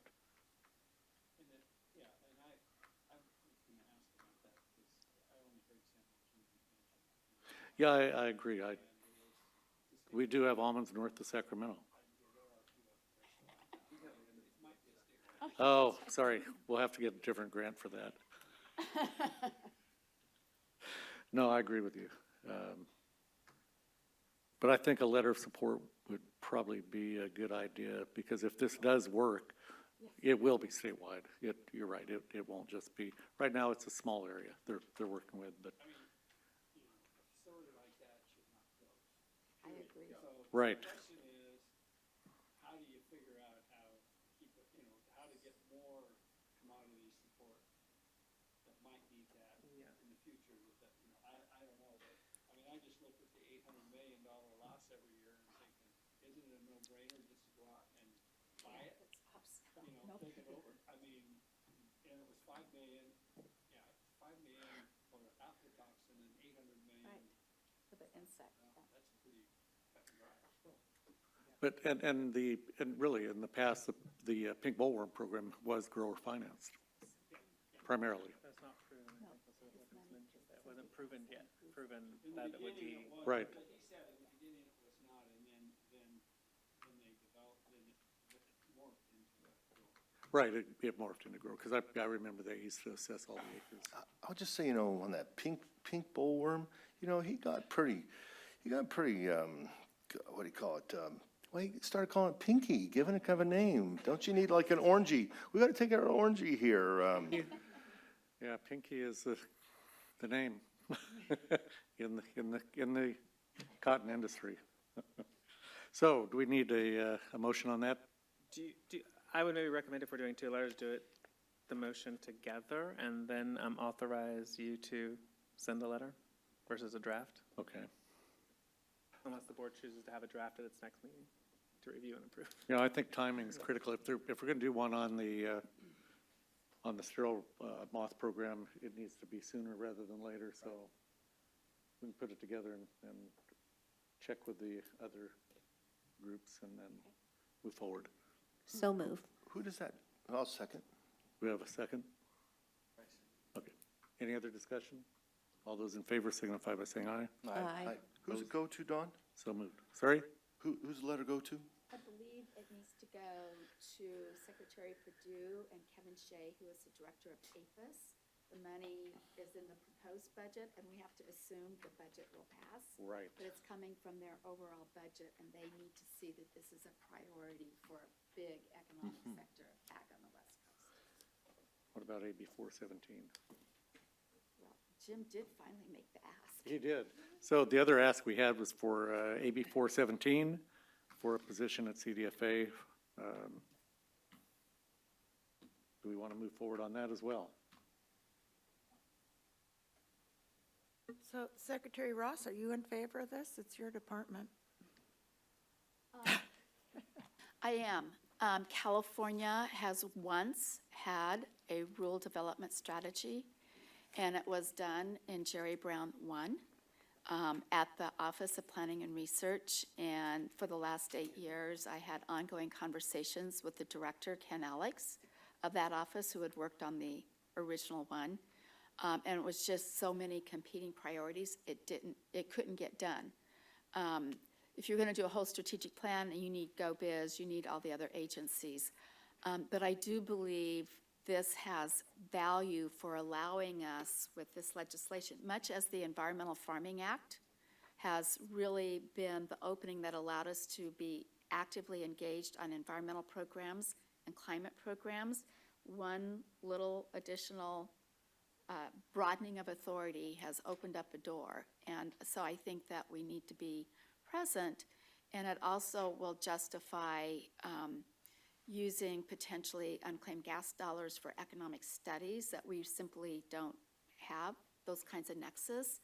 So I think there are some real opportunities for us to put it to good for all of ag and really thinking about the whole rural community.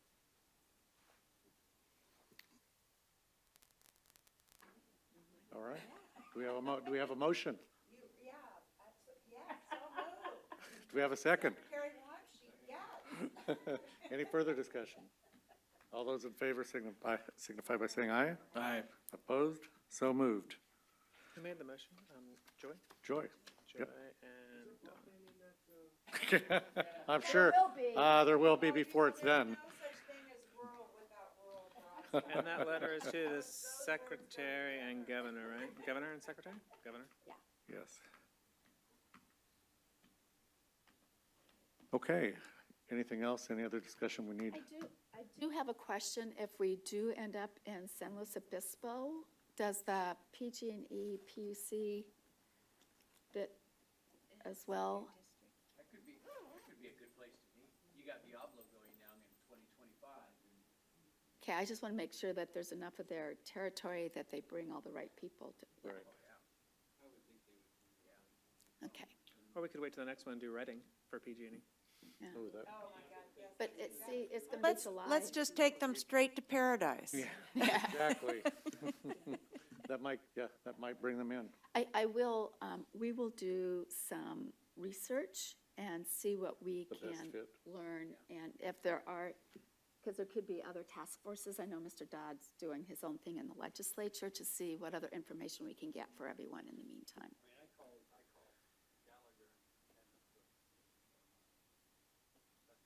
Yeah. Yeah. So I think we need to gather some information and make sure you all have it. Okay. All right, anything else from the board? You may. SB1 is rolling around, and SB1 is to set the environmental laws back to what they were, I think, the day before President Trump took office. And this is going to be a state law. And I know it's very controversial, but it has the potential to impact ag in ways we may or may not know.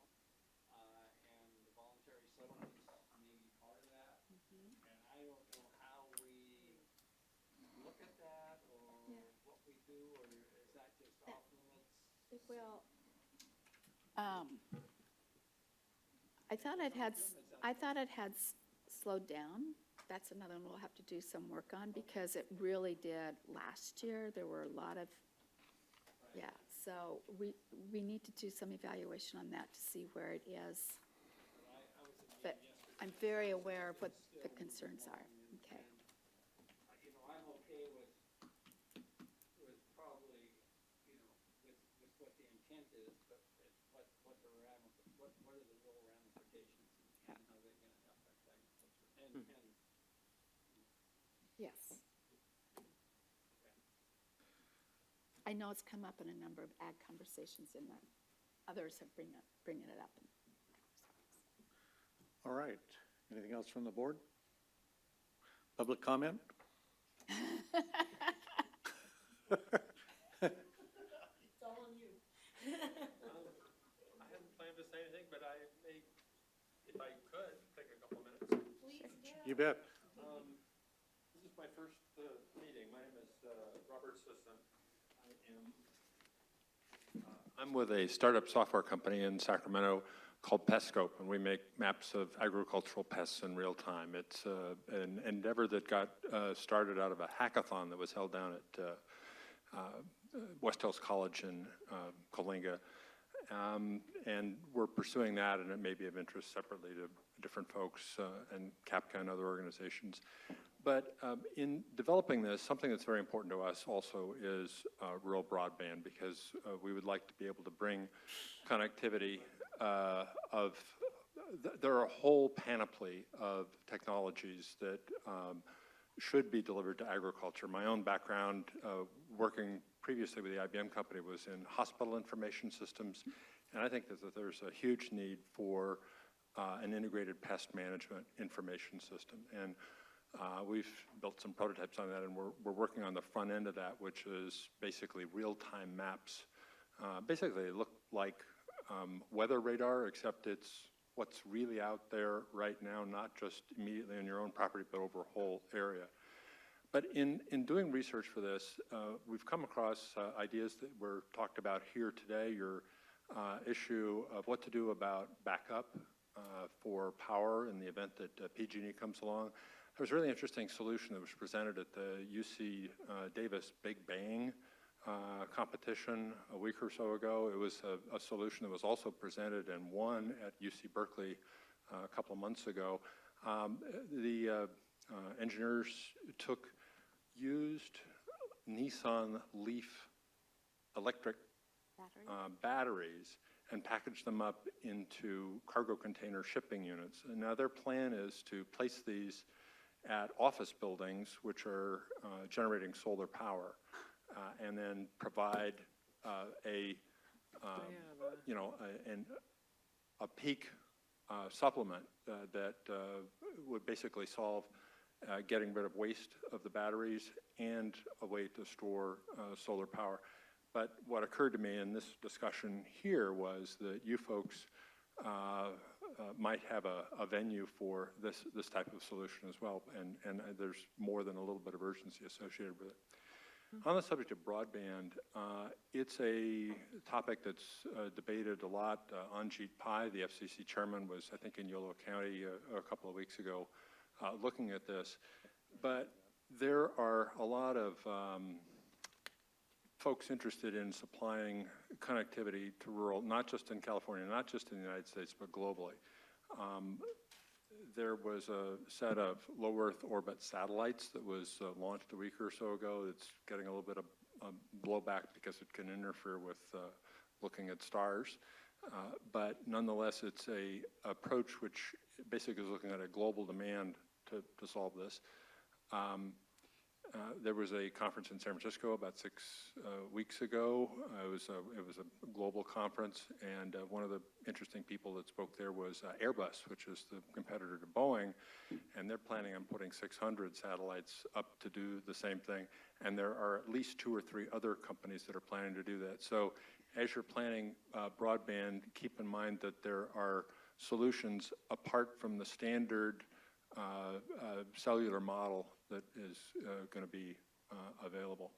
So those are a little bit random, but they do tie to interests that you folks had. So thank you. Thank you. Thanks. Thank you very much. Appreciate Thanks for that. coming to the meeting today. I hope to see you in San Luis in July.